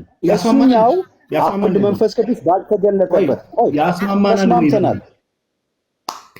ተስማምተናል። ጎበዝ፣ በጣም ጎበዝ፣ በጣም ጥሩ። አሁን አሁን ያጨበጨብክበትን አንደኛ ዮሐንስ ላይ ትመጣና አብ ወልድ መንፈስ ቅዱስ ተገልጧል። ይሄኛው የዮሐንስ መልእክት ለኢዮብ ምንድነው? ሪፍሌክሽን ነው። ኢዮብ ላይ አብ ወልድ መንፈስ ቅዱስ አልተገለጠም፣ ግን በስውር አለ። ይሄንን ሲሰራ እንደ አብ እንደ ወልድ እንደ መንፈስ ቅዱስ ሆኖ ይሰራል እግዚአብሔር ማለት ነው። በብሉይ ኪዳን ጠበቃም ይቅር ባይም ሆኖ ይሰራል በብሉይ ኪዳን። ይሄንን ሪፍሌክሽን የምታገኘው አንደኛ ዮሐንስ ምዕራፍ 2 ላይ ቆይ ልጨርስ። አሁን እኮ ቅድም ያስጨረስኩ እኮ እኔም እኮ ደግመህ እንድታጨበጭብ አዳምጠኝ፣ በደንብ ታጨበጭባለህ። አዳምጠኛ ኖ አንዴ አይደለም። ለምን አንተ አወራህ አይደለ? ለኔ እጅግ ሳሰጠኝ ምን ነው? አንዴ ስማ። መሀል ላይ እኮ የተሳሳተ ነገር ስለተናገርክ ነው። ኦኬ ምን አልክ መሰለህ? እግዚአብሔር እንደ አብ እንደ ወልድ እንደ መንፈስ ቅዱስ ሆኖ ይሰራል አልከኝ አይደል?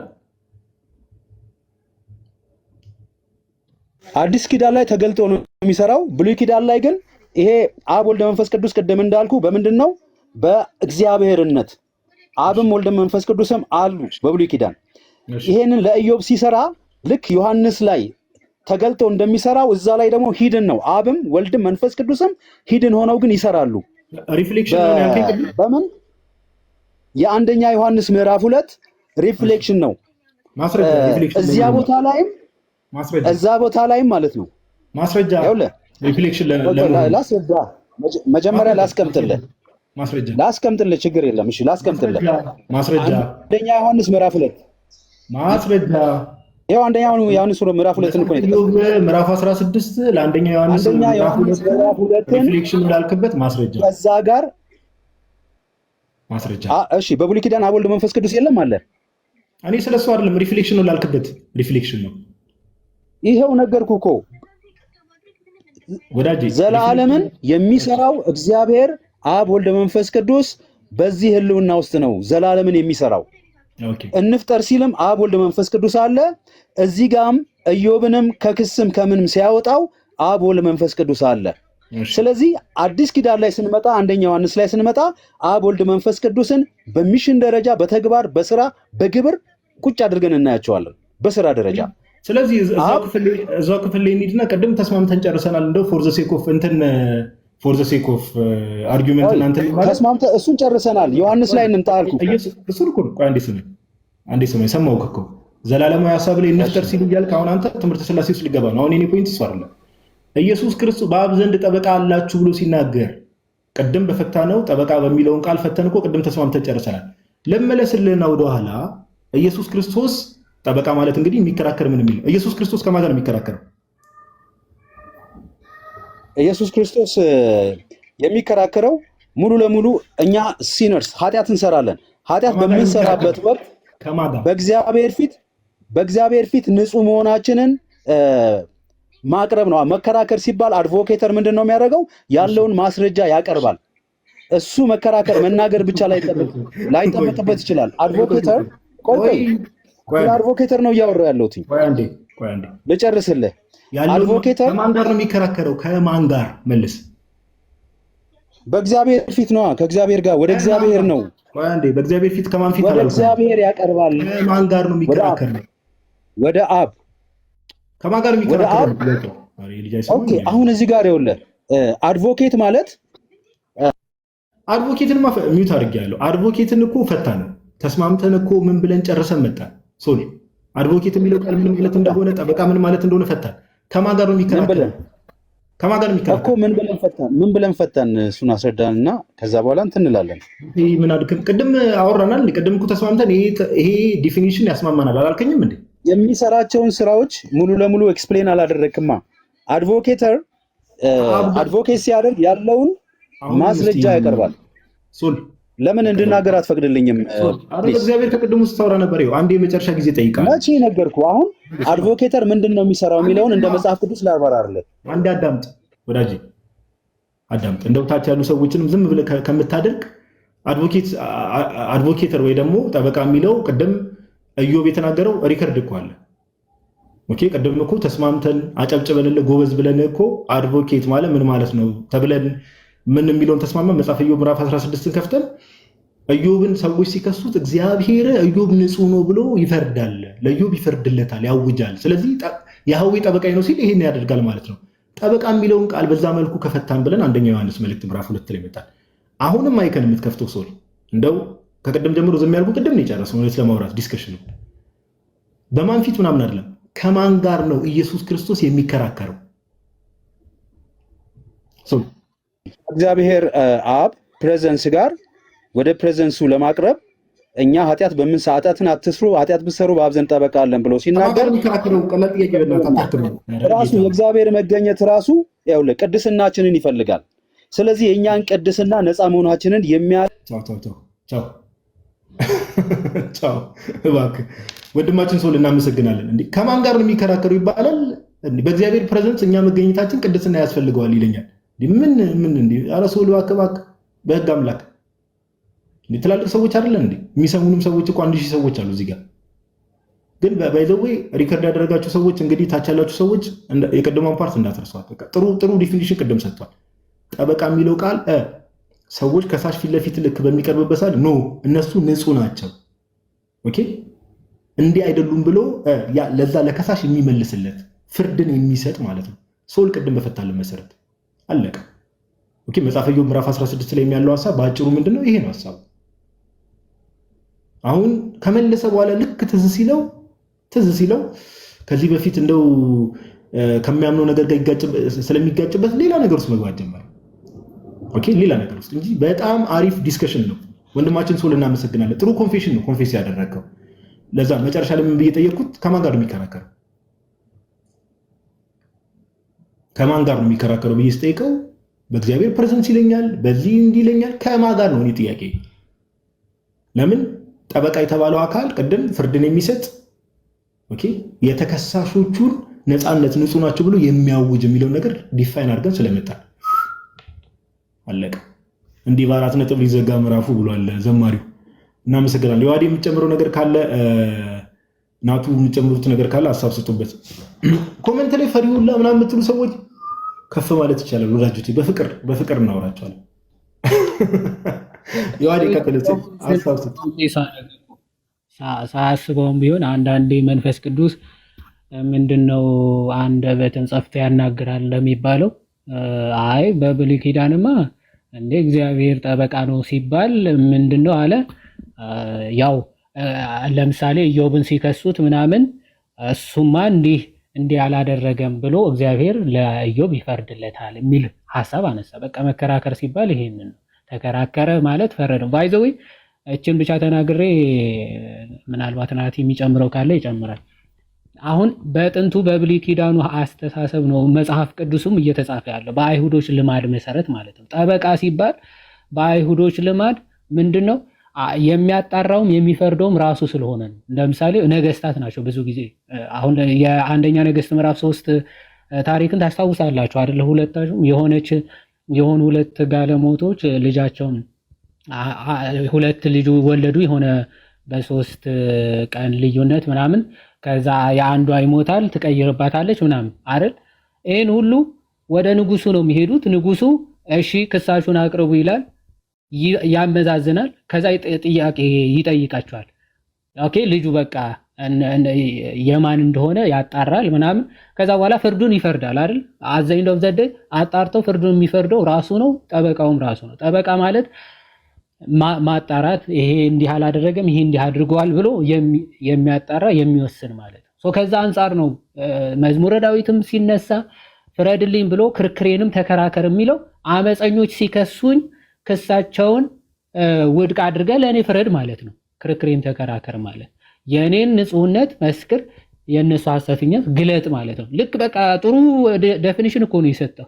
ከዛ ሲያስበው ለካ እያብራራ ያለው ጠበቃ የሚለው ነው። አንደኛ ዮሐንስ ሄደን ግን ሌላ አይመጣም። እሺ እንደዛ የሚባል የለም። ከዛ አንጻር ነው መጽሐፍ ቅዱስ የምንረዳው። ቃለ ሕይወት ያሰማልን እያልኩ ነበር እኔ ራሱ እንዴ መገለጥ አልኩኝ። ደግሞ በጣም አይገርምም? ቅድም እያወራሁ አሜዚንግ እኮ በቃ ይሄማ ከራሱ አይደለም አልኩኝ እኮ ይሄማ ስጋና ደም የገለጠ አይደለም ብዬ አጨበጨብኩኝ። ብዙ ጊዜ ነው ኦልሬዲ መልሰዋል። እሱን በልቦና ያጽናል። በቃ ሌላ ምንም ንግግር አያስፈልግም ነበር። ልክ ነው። ታች ለሚሰሙ ሰዎች ባይዘዌ በደንብ ጥሩ ነገር የምትማሩበት ነው። እናቱ የምትማርበት አላልኩም። እናቱ የምትጨምርበት ነገር ካለ ደልስ ገስ ላይ ግን ማሂር ምናምን የሚባል ሰው አለ። ሙስሊም ይሁን ክርስቲያን አላወኩም። ክርስቲያን ነኝ ነው። አይ ስሜ ሙስሊም ስለሆነ ለዛ ከሆነ ጥያቄ አለው ወንድማችን ሜይ ቢ ያራ የለኝም። በቃ ችግር የለም። ገዝቶ ላይ ቁጭ ብለህ ተማማር። እሺ በዚሁ ሰላም ብያቸዋለሁ። ሁላችሁንም ዝም ብዬ ጀመሩ። ከላይም ከታችም ያላችሁ ሁላችሁንም ሰላም ብያለሁ። ችግር የለውም። ኪዶ 34 የሚል ዩዘርኔም እባክሽ እህታችን እስኪ ግቢ እስኪ በእናትሽ። ከቅድም ጀምሮ ሜንሽን አድርገሽ እየረገጥሽኝ ነውና እባክሽ ግቢ እስኪ የእግዚአብሔርን ቃል እንማማር እስኪ። እሺ ናቱ የምጨምረው ነገር ካለ ድል ስጥ። እስከዛ ድረስ ገሱ ማየት አልቻልኩም፣ ሰው ለመቀበል ራሱ እውነት ለማውራት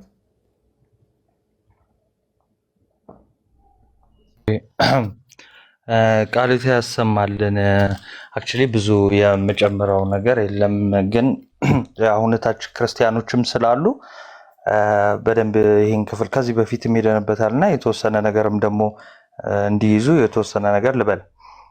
ይሄ አድቮኬት ወይም ደግሞ ጠበቃ የሚለው ቃል አድቮኬተስ የሚለው የላቲን ቋንቋ ነው። በግሪኩ ፓራክሊተስ ነው የሚለው። ይሄ ቃል በዚህ በዮሐንስ 14፣ 16፣ 15 አካባቢ ለመንፈስ ቅዱስም የተነገረ ነው በነገራችን ላይ ማለት ነው።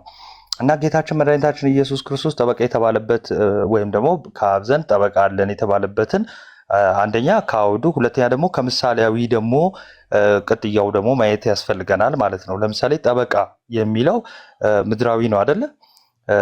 ይሄ ሰማያዊ ነገር አይደለም። ጠበቃ፣ አቃቢ ሕግ፣ ዳኛ፣ ፍርድ ቤት እነዚህ ሁሉ የምድራዊ ምሳሌዎች ናቸው። ስለዚህ እግዚአብሔር ለኛ ያለውን ጥልቅ ፍቅር፣ ታጋሽነቱን፣ ርኅራኄውን ለማሳየት መጽሐፍ ቅዱስ በምድራዊ በሆኑ ነገሮች ለምሳሌ ምሳሌ ይሰጣል። ግን ምሳሌ ተሰጠ ማለት ደግሞ ኤግዛክትሊ ተመሳሳይ ነው ያ ነው ወይም ደግሞ ጠበቃው ምድር ላይ የሚያደርገውን ሁሉ በሰማይ ይደረጋል ማለት አይደለም። ለምሳሌ በምድር ለምሳሌ አንድ ጠበቃ ምናልባት ሊለምን ይችላል ዳኛውን እና በሰማይ በቃ እንደው ክርስቶስ ጠበቃ ተብሏል ይለምናል ማለት ነው ወይ? አይ አይደለም። እንደዛ ከሆነ ምሳሌነቱ ይቀራል ማለት ነው። ምሳሌ አይደለም ጠበቃ የሚለው ሜታፎሪካሊም ምሳሌ አነጋገር መሆኑ ይቀርና መገለጫ ይሆናል ማለት ነው። ይሄን እንለይሽ ምሳሌ ሁሌ ሲቀመጥ። ስለዚህ ለዛ ነው አባቶች ምሳሌ ዘይሐጽጽ ይላሉ ማለት ነው። ሙሉ አያደርገውም፣ ግን ማስተላለፍ የተፈለገውን ሐሳብ ይይዛል። ምንድነው ጠበቃ በዋናነት አገልግሎቱ? እታች ያሉ በደንብ ስሙን። እሺ ምንድነው ጠበቃ? የክላይንቱን ወይ ደግሞ የደንበኛውን ጉዳይ ከዳር ማድረስ ነው እና ደንበኛው ምንም በደለኛ ወይ ደግሞ ወንጀለኛ ቢሆን ጠበቃው ምንድነው የሚያደርገው? ደንበኛው የሚድንበትን ሁኔታዎች ማመቻቸት ነው እስከ መጨረሻው ማለት ነው። ምንም በደለኛ ምንም ጥፋተኛ ቢሆን ራሱ ማለት ነው እንጂ የዳኛን ስራ አሁን ለምሳሌ ምን አያደርግም። አይ በቃ እዚህ ላይ ጨምርበት ወይም ደግሞ አይ በቃ አንዴ ይሄን ወንጀል ሰርቷል በቃ ከዚህ በኋላ መፈረድ አለበት እዚህ ላይ የሚል አይደለም ጠበቃ። ስለዚህ ይሄን ያዝ አድርጉና ክርስቶስ ታዲያ ጠበቃ የተባለው ከምን አንጻር ነው የሚለውን ከላይ ምን ብሎ ነው ቅዱስ ዮሐንስ የመጣልን? የልጁ ደም ከኃጢአት ሁሉ ያጥበናል እና ያ የሚሆነው ደግሞ ምን ሲሆን ነው? እርስ በርሳችን በኃጢአት ስንናዘዝ ነው ብሏል አይደለ? ይሄን ነግሮናል። ስለዚህ አሁን ተስፋ መቁረጥ እንዳይኖር ይልቁንስ ግን የእኛን መዳን ለሚጠባበቅ ሁሌ ለሚታገሰን በየሁኔታዎች እንድንድን ለሚወድ ሰዎች ሁሉ ቅድም ጢሞቴዎስን ጋርም እየጠቀሰው ነበር አይደል? ሰዎች ሁሉ እንዲድኑ የሚወድ ጌታ አለን ነው። ኦኬ። ስለዚህ የኛን መዳን እስከ መጨረሻው ድረስ ጌታ በትዕግስት እንደሚጠብቅ እና ደግሞ ለዚህም ደግሞ ተስፋ መቁረጥ ስለሌለብን አጽናኝ እንዳለን ለመናገር ቅዱስ ዮሐንስ ምን አለ? በአብ ዘንድ ጠበቃ አለን ብሏል። ስለዚህም በምድር ያለ የሚሰጠውን ምሳሌ ሙሉ ለሙሉ መስጠት አያስፈልግም። ቅዱስ ጎርጎርዮስ ዘእንዚናዙ ይህን ክፍል እንደሚያዝ ያደርግና ምን ይላል? የሚለምን ወይ ደግሞ የባሪያነት የመገዛት ነገር የሚነገርለትም አይደለም፣ ይህ ፍጹም ስህተት ነው ይላል። ምናልባት የጠበቃውን ነገር ቀጥታ የምንተረጉም ቃሉን ቅድም ጋዲ እንዳለው ቃሉን በቃል ደረጃ ስላለ ብቻ ቀጥታ የምንተረጉም ሆነን አይደለም እና መጽሐፍ ቅዱስ ላይ ግን በምድር ባሉት ነገሮች ለምሳሌ እግዚአብሔር አብ ለልጁ ያራራለት ተብሎ ሲጻፍ ሲነገር እነዚህ ነገሮች እንደው ሙሉ ለሙሉ ቃል በቃል እየወሰድን እንትን እንድንላቸው ሳይሆን እግዚአብሔር ለኛ ያለውን ፍቅሩን ተመልከቱ።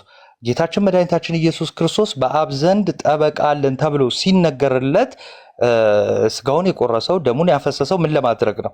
እኛ ላይ ለመፍረድ ነው እንዴ? አይደለም፣ እኛን ለማዳን ነው። ስለዚህ በእያንዳንዱ ጊዜ ልንወድቅ ልንደክም እንችላለን። ስለዚህ ልክ እንዴት ነው አንድ ጠበቃ በምድር ላይ ለምሳሌ በጣም እንደው ዓለማችን ላይ ያለ የተባለ ጠበቃ እናንተ እንደ ደንበኛ ብትይዙት ማለት ነው። ከዛስ በሰላም ነው የምተኙት? ምን ብላችሁ በቃ ይሄ ጉዳይንማ ይጨርሰዋል በሱ ተማመናለሁ ትላላችሁ።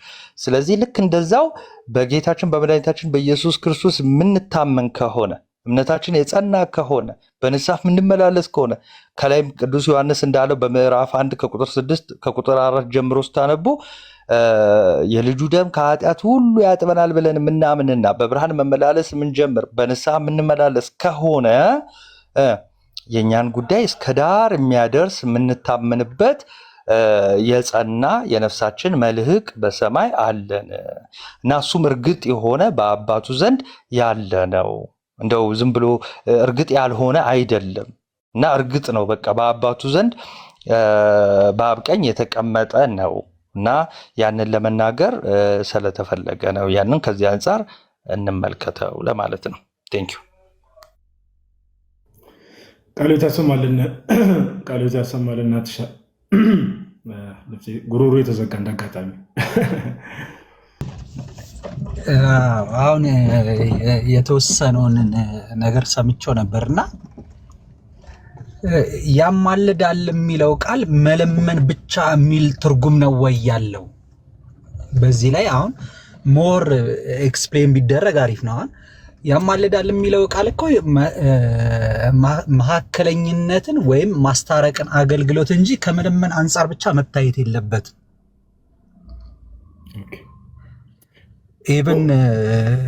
ኢቭን ቅዱስ ዮሐንስ አፈወርቅም ያማልዳል የሚለውን ቃል ዘላለማዊ ፍቅሩን ወይ የማይቋረጥ ፍቅሩን ለመግለጽ ነው የሚጠቀምበት ብሎ ነው የሚናገረው። ቅዱስ አትናቴዎስ ደግሞ መሀከለኝነትን ሪፈር ያደርጋል ብሎ ነው ሞር ኮንሰርን አድርጎ የሚናገረው እና ያማልዳል የሚለው ቃል መለመን የሚል መሰረታዊ ትርጉሙ መለመን ነው የሚል መሆን የለበትም። ኦኬ፣ ይቅርታ ግን ኬት ቤተ እምነት ነው ወንድማችን? እኔ ከሙሉ ወንጌል ነኝ። ኦኬ፣ እና ምንድነው ከመለመን ማን ከማን ነው የሚለምነው? አሁን ይለምናል ስንል ማን ከማን ነው የሚለምነው? መለመን የሚል ትርጉም የለውም። ያማልዳል የሚለው ትርጉም እኔ ስማርም በሙሉ ወንጌል ኢየሱስ ክርስቶስ ስለእናንተ ይለምናል ተብዬ አልተማርኩም። ምን ተብለን የተማርከው? ምን አልከኝ ጋድ? አይ አይደለም፣ እሱ ጥሩ መረዳት ነው። ያው ብዙ ፕሮቴስታንቶች አሉ ይለምናል ብለው የሚያምኑ። አሁን አንተ ግን እኔ ሙሉ ወንጌል አይ አልተማርንም። አንዳንዴ ምን እንደው ታውቃለህ ያለ መግባባት ነውና አይ አይደለም፣ አንተ ስፔሲፊካሊ ችግር የለውም። ስምም አለ በል ግን እያልኩ መጥራት ከበደ። አይ ስሜን ሶሻል ሚዲያ ላይ ማውጣት ስለማልፈልግ የሆነ ስም ኤርሚ ብዬ ለጥራሽ ችግር የለውም። የመጀመሪያው እሺ አባቴ እሺ እንደዛ ብዬ ልንገርህ። አይ ለመሰለ በፕሮቴስታንቱ ዓለም ውስጥ ስፔሻሊ ሮሜ 8:34 ላይ ዕብራውያን 7:25 ጋር በተገናኙ ብዙ አይነት እምነት አለ። እውነት ለማውራት እግዚአብሔር በሚያውቀው ለምሳሌ ግን አሁን አንተ ምን አልከኝ? እኔ አሁን ሙሉ ወንጌል ነኝ እንደዛ ተብዬ አልተማርኩም ማለት። ስለዚህ አሁን ያችላለሁ ሰው ግልጽ ለማድረግ እኔ ባይዘዌ እንደዚህ አይነት እምነት ካለህ ይማልዳል። አሁን እኛ ቅድም አይተህ ከሆነ የኛ የኦርቶዶክሳዊ መረዳት ምንድነው ከተባለ ቃሉ የግሪኩ ቃል ወንድማችን የሚል የግሪኩ ቃል ኢንቱ ካኖ ነው የሚለው የግሪክ ሌክሲከን እየሰማሁት ነበር። የግሪክ ሌክሲከን ዋናው ዲክሽነሪ ላይ ደግሞ ዋና ፍቺ ብሎ ዋና ፍቺ ግሪክ ሌክሲከን እንዴት መሰለ ቃላትን የሚያስቀምጠው የግሪኩን ቃል ያስቀምጥና ዋናው ፍቺ ይሄ ነው ይልና ግን እንዲህም ተብሎ ሊፈታ ይችላል ብሎ ያስቀምጣል። አየህ ዋና ፍቺ የተባለው ዋና ፍቺ የሚለው ነገር ይለምናል የሚለው ቃል ነው ያለው። ነገር ግን ቃል ስለተጻፈ ምን የሚል ሁሌ እንደውም ሰምተህ ከሆነ ለምሳሌ እግዚአብሔር ተጸጸተ ተብሎ ተጽፏል ኦሪት ዘፍጥረት ምዕራፍ 6 ላይ ይሄን ይዘን እግዚአብሔር ይጸጸታል እንላለን ወይ አንልም። ቃል ለምን ተጻፈ የሚለውን ነገር ሙሉ አውዱን እንረዳለን። አሁን ደግሞ አንተ እያልከን ያለኸው ባይ ዘ ወይ ቃሉ እንደዛ ነው ችግር የለም። አሁን አንተ ግን ሙሉ ወንጌል ጭራሽ እኛ ኢየሱስ ይለምናል ክርስቶስ ይለምናል ብለን አልተማርንም እያልከን ነው። እስቲ ቀጥልሽ ምን ተብሏል ልስማ። ይማልዳል ስንባል እኔን ያስተማረኝ ሲያስተምረኝ በእኛና በሰውና በእግዚአብሔር መካከል የገባ ብሪጅ እንደሆነ ሞር የሚያተኩረው ትምህርቱ መካከለኛ እንደሆነ ነው እንጂ የሚያተኩረው ኢቭን ዮሐንስ 16ን እኮ ተምረናል እኮ ስለማማለድ ስናገር ከእንግዲህ በኋላ ስለናንተ የምለምንላችሁ አይደላም ብሎ ተናግሯል ተብለን እኮ እንማራለን። እና ዮሐንስ ወንጌል ምዕራፍ 16 ኢቭን ሲያስታርቀን ራሱ ቆሮንቶስ 6 ያለው ላይ ተጠቅሶ ምንድነው የሚያስታርቀንም ራሱ ነው የሚታረቀንም ራሱ ነው ተብለን ነው የምንማረው። ኦኬ ስለዚህ ሙሉ ወንጌል ስለዚህ ባይ ዘ ወይ እኔ ሙሉ ወንጌል እምነቷ እንደዚህ አይነት መረዳት ካላት ሰየው። አሁን ስለዚህ አንተ እያልከን ያለኸው ባይ ዘ ወይ እና አንዳንዴ ምን እንደው ታውቃለህ ለምዶና ይሄን በግልጽ የምነግርህ አንዳንዴ አንድ አይነት ነገር እየተወራ መጫጫህ አለ። አንድ አይነት ነገር እየተወራ ማለት ነው። አንድ አይነት ነገር እንኳን አይደለም ኤርሚዬ፣ አንድ አይነት ነገር አይደለም። ለምንድን ነው ያልኩህ? ኢቭን ዛሬ ጎንበስ ቀና እያለ ይለምናል ብለው የሚያምኑ ፕሮቴስታንቶች አሉ። እውነት የሉም እማ እስቲ ዋናዎቹን አውራቸው። እኔ ያስተማሩኝን አስተማሪ እኔ አሁን አላገናኘ እችላለሁ። ኤርሚዬ እኔ እኮ እያልኩ ያለው ስማኝ። አሁን እኮ ብትሰማኝ እኔ አንተ እኮ ያመንከውን ነገር እኮ አፕሪሺየት አድርጌያለሁ። ለምን መሰለህ አፕሪሺየት ያደረግኩት? ኦኬ እንዴ እኛ እኮ ይማልዳል ስንል ይለምናል እያልን አይደለም።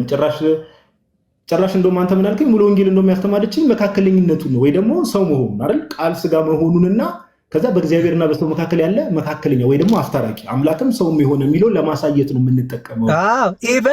ኢቨን ዕብራውያን 7 ላይ ያለውን ራሱ ስንማር የክህነት አገልግሎት የማማለድ አገልግሎት እንደሆነና ካህናቶች ግን ሟች በመሆናቸው ምክንያት እዛ ጋር ተርሚኔት ስለሚያደርግ ስለነርሱ ሊማልድ ይልና በእርሱም ወደ እግዚአብሔር የሚመጡትን ፈጽሞ ሊያድኗቸው ይችላልና በእርሱም የሚለው ቃል መካከለኛነቱን በእርሱም ነው የሚለው። አሁን ስለነርሱም ይለምናል አይደለም ሚኒንጉ በእርሱም የሚመጡትን ፈጽሞ ሊያድናቸው ይችላል የሚለው ቃል የሚያመለክተው የማዳን ኃይሉና በእርሱ በኩል መካከለኝነቱ ማየ በእኔ በቀር ወደ አብ የሚመጣ የለም ይሌለ። ስለዚህ በእርሱ በኩል የሚመጡትን ፈጽሞ ሊያድናቸው ይችላል። በእርሱ ሲል ምን ማለት ነው? በእግዚአብሔርና በሰው መካከል እንደገባ ነው። እኔ የተማርኩት ፈጽሞ ይሄን ነው። እኔ ይለምናል የሚል ነገር አልተማርኩም። ይሄ አፕሪሺየት ይደረጋል። አሁን አንተ ይሄን የተማርኩት ፕሮቴስታንት ነኝ ሙሉ ወንጌል ውስጥ ሆኜ ይሄን ነው ማምነው ማለት አፕሪሺየት ይደረጋል። ለምን የተማርኩትም ይሄን ነው። እኔ የራሴ እምነት ሳይሆን የተማርኩት ይሄን ነው። እኔ ቅድም እኮ ያልኩህ ለዛ ነው። አሁን አንተ ወንድሜ ኤርሚ ሙሉ ወንጌልና ከዛ ያስተማሩ ሙሉ ወንጌል ውስጥ ያሉ ያስተማሩ መምህራን ናቸው አይደል? ይሄን ነገር ያስተማሩት እሰይ። አሁን ግን ፕሮቴስታንት ብለን ስንናገር ኤርሚዬ ስለ ሙሉ ወንጌል ብቻ አይደለም የምንናገረው። ብዙ ፕሮቴስታንቲዝም ውስጥ ብዙ ዲኖሚኔሽን አለ እንደምታውቀው ብዙ።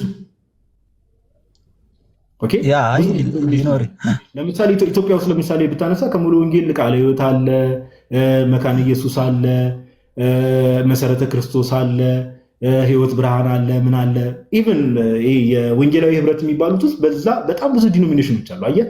ስለዚህ ብዙ ፕሮቴስታንቶች እንዲህ ብሎ የሚያምኑ ፕሮቴስታንቶች አሉ ብለን ስንናገር አንተም ብቻ እያልኩ አይደለም፣ ከአንተ ውጭ ግን ሌሎች የሚያምኑ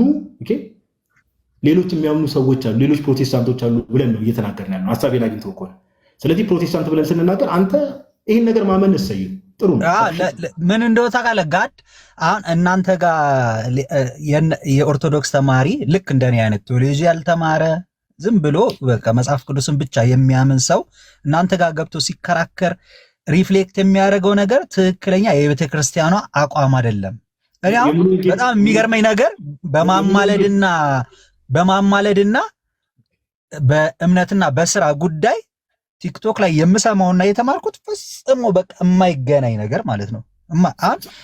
እምነት ያለ ስራ ሞት ነው የሚለውን እኔ መጽሐፍ ቅዱስ ላይ ሙሉ ወንጌል ተምሬዋለሁ። ኦኬ፣ ስለዚህ ስራ ለመዳን ያስፈልጋል ማለት ነው፣ ያው ድነትን ለመፈጸም። አሁን ይኸውልህ ይገለባበጣል። መጀመሪያ አሁን ለምሳሌ ዮሐንስ 15 ላይ ስትሄድ ለመጽደቅ ወደ ግንዱ ትገባለህ፣ ግንዱ ላይ ከገባህ ታፈራለህ ነው፣ ካላፈራህ ትቆረጣለህ ነው።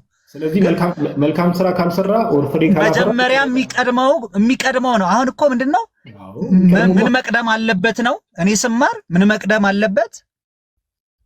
እምነት መቅደም አለበት። ከዛን ስራ ነው። ከዛን ኢቭን ዕብራውያን 3 ላይም ስትሄድ እኮ ተስፋችንን እሺ ከአንድ ቦታ ሌላ ቦታ እንዳንሄድ ቅድም ባይዘው ኮሜንት ላይ ያላችሁ ሰዎች ማስረጃ ያሳየን ጋድ እኔ ብዙ አልቆይምና ምን ልነግርህ መሰለህ፣ ተመሳሳይ ነገር እያወራን ምን እንደሚያደበላልቅብን ግራ ነው የሚገባኝ። አይ ተመሳሳይ ነገር አይደለም እንደዛ ብለህ እኔ ግን ተመሳሳይ እንደሆነ ነው የሚሰማኝ። በቃ አንዴ ቆይ ሚውት አድርገሽ አንዴ ሚውት አድርግ። እሺ ምንድነው አሁን ቅድም ሙሉ ወንጌል ምን አስተማሪዎች እንደዚህ ያስተማሩኝ ሲጀምር ሮሜ 8:34 ላይ ሆነ ዕብራውያን 7:25 ላይ ይለምናል። ስለ ልመና ነው ብዬ አልተማርኩም በፍጹም። እና አንዳንድ ሰዎች እንዲህ ብለው ሲናገሩ ራሱ የማንን አቋም እየተናገሩ እንደሆነ አላውቅም ብለሃል። ይሄ አንተ ያመንከው ነገር እምነት ይሄ ከሆነ እሰየው።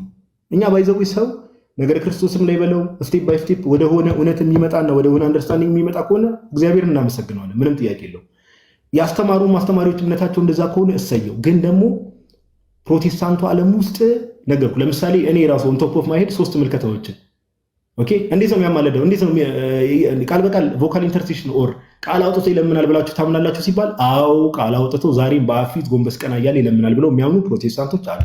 ሁለተኛ ደሙ ይጮህልናል ብለው የሚያምኑ ፕሮቴስታንቶች አሉ። ደሙ ይጮህልናል ኢቭን ሁላ የማንን ደም አንስተው ይሄው እንደውም የድሮ ቪዲዮ አመጣ።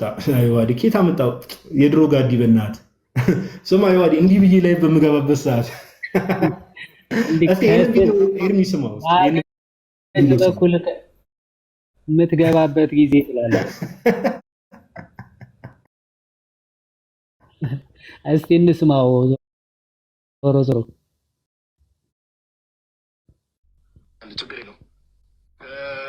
አብን ይለማመጣል ማለት ነው። አብራራ ይለምናል ማለት ምን ማለት ነው? ይለማመጣል ማለት አብራራ ይለምናል።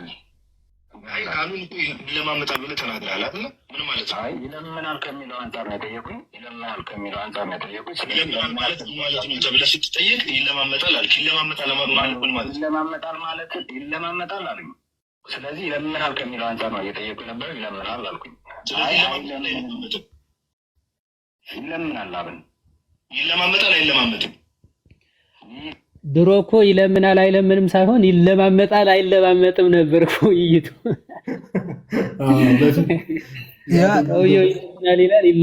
አይ ሪስፔክት ጋድም ይዋድም እኔ በሪስፔክት አደርጋቸዋለሁ። በምታደርጉት ነገር እከታተላለሁ፣ ግን ገብቼ አላውቅም። ግን የግለሰቦችን አቋም አታርጉት።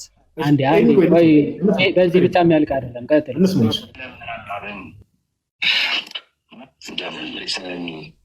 እሺ ቆይ አንድ እዚህ አካባቢ ያሉ ጀማዎች ያቸው እንግዲህ እዚህ ጋር ቀለሜ አለ፣ እዚህ ጋር ሃኔል አለ፣ እዚህ ጋር ዜዶም ይባላል፣ እዚህ ጋር ዳኒ እውነት ለሁሉም ይባላል፣ እዚህ ጋር አማን ሻሎም ቪዲዮ ከፋች ነው። እሺ ስሙ በደንብ። እዚህ ጋር የሌለ ቲም የለም ማለት ነው። እቲ ዝኹንን ከመን እዩ የሚኮንንስ ማን ነው? ክርስቶስ ኢየሱስ እቲ ዝመተ ክርስቶስ ኢየሱስ ያ የሞተው እረ ካብ ሙታት እኳ ዝተንስአ ከሙታንም እንኳን የተነሳ ኣብ የማን አምላኽ ኮይኑ እውን ምእንታና ዝልምን ዘሎ እዩ። በአብ ቀኝ ሆኖ ስለኛ እየለመነ ያለ ነው። አሜን። ቀለሜ በአብ ቀኝ ሆኖ እየለመነ ያለ ነው ሲባል ይኸው እያለ ነው። ያ አለ። እሺ ቀጥሎ እንስማ።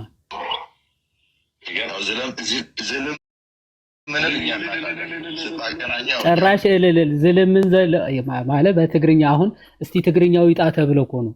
ድሮ በቃ አረ እንዴት ይለምናል ብለን ስለምንከራከራቸው ይኸው እስቲ በትግርኛው እስኪ በኦሮምኛው ነበር የሚሉት የሚለምን የሚለውን ለመፈለግ ማለት ነው።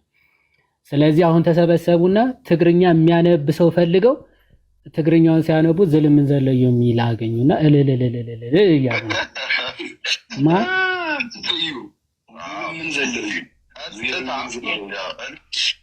ትግርኛውም የተተረጎመበት እዚህ ጋር ምንድን ነው የሚለው? አሁን ተናጋሪው መቼስ ትለዩታላችሁ። አማን ሻለም ነው። እሺ እሷን ቦታ እንግዲህ እኛም እናውቃታለን። እስቲ ሀኔል በላ ዝልምን ዘለዩ እውነት ነው። ድሮ እችን ቃል ራሱ በትግርኛ እኛም እናውቃታለን። በቃ ይለምናል ለማለት ቃሏን ሸምድደዋል። ኦሮምኛ የሚለምን ማለት ነው። ምክንያቱም ክፍሉ የሚናገረው ስለ ልመና ነው። እስቲ ክፍሉን ተርጉሙ ስትባሉ ስለ ልመና ነው ተብሎ ከዛ ደግሞ ግን አይለምንም ማለት ጽሁፉ ምንም ጥቅም ለስ ነው። ቃሉ ይለምናል እያለ አይለምንም ምትሉ ከሆነ ስለዚህ ጽሁፉ ጥቅም ለሽ ጥቅም አልባ ነው እያላችሁ ነው ይላል። ሃኒ የለም ጥቅም የሌለው እንትን ነው እንደማለት ጥቅም የሌለው ነው ከማለት አይተናነስም። ምክንያቱም አይለምንም ክፍሉ ይለምናል ነው የሚለው ቃሉ ተብሎ ከዛ ግን ኢየሱስ ግን ልመናን አያቀርብም ማለት የተጻፈው ነገር ምንም ጥቅም የለውም ከማለት አይተናነስም። እኔ ጠየቅኩ አሁን ኢየሱስ ይለምንልሃል ወይ ብዬ ነው። አሁን ማይለምንበት ምክንያት ምንድን ነው? ጭራሽ ዶክተር ዳኒ ይሄ ደግሞ ዶክተር ዳኒ ነው የማይለምንበት ምክንያት ጭራሽ ምንድን ነው ይላል። እሺ ያዴ ለካልቪኒስቱ ግን ክርስቶስ ለምንድን ነው የሚለምንለት? አንዴ ተመርጦ አይደል እንዴዳ ነው? ወይ አንተ ደግሞ እስቲ ሌላ ርዕስ ውስጥ አታስገባ። ካልቪኒስት ይላል እንዴ በዚህ መልኩ? ይሄ ምን አይነት ቀጥል። አይ ቲንክ ይሄን ነው እና ሁሉም እንደዛ ነበር የሚያምኑት እና አሉ ንጽጽር የሚሰሩ አሉ የሚባሉ ሰዎች ሁሉም እንደዚህ ሲያምኑ ይዋዲ ከኛ ጋር ውይይት አድርገው። አረ ዛሬ ቃሌና ዳኒ ሲያዝጉን ነው ያሉት። ይለምናል እያሉ ማለት ነው። እስቲል ይለምናል ላይ ናቸው። አሁን ቆይ ሌበር እኔ አሁን ይኸውልህ ወደ ክርስትና ዓለም ውስጥ ወደ ጥንጥጥና ዓለም ውስጥ የገባሁት 1992 ነው። ሆነስትሊ ስፒኪንግ ማለት ነው። ሙሉ ወንጌል ተምሬያለሁ። ሰፈር ስቀይር ደግሞ አማኑኤል ብርሃንና ሕይወት ቤተክርስቲያን የሚል ተምሬያለሁ እና ይለምናል የሚል ነገር በህይወቴ ሰምቼ አላውቅም። እነዚህ ሰዎች ስለዚህ አሁን አንተ በተማርከው ትምህርትና አንተ በተማርከው አሁን እነሱ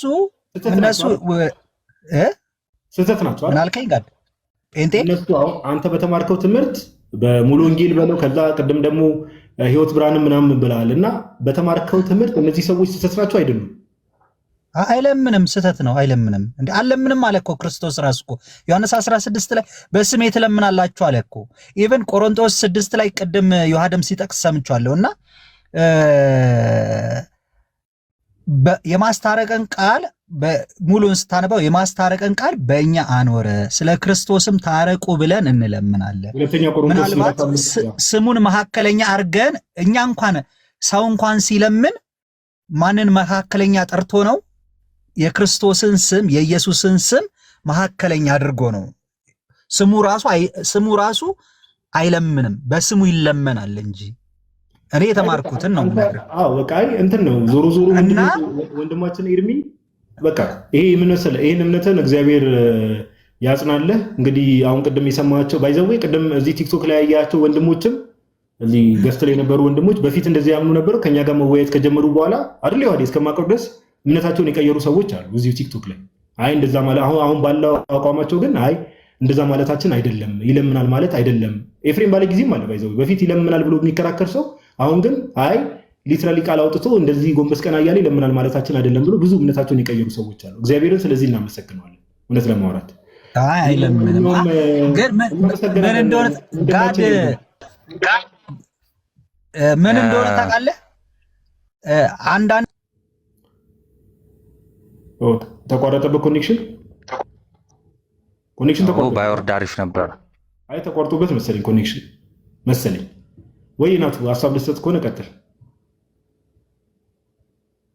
ኮኔክሽን መሰለኝ የተቋረጠበት። እሺ ናቱ የምትለው ነገር ካለ ያ መጀመሪያ ላይ ኦኬ እሺ ይሰማል ድምጼ? ያ አይ መጀመሪያ እንግዲህ እንትን ከታች ካለም ከሰማም ጥሩ። መጀመሪያ ምን ብሎ ነበረ?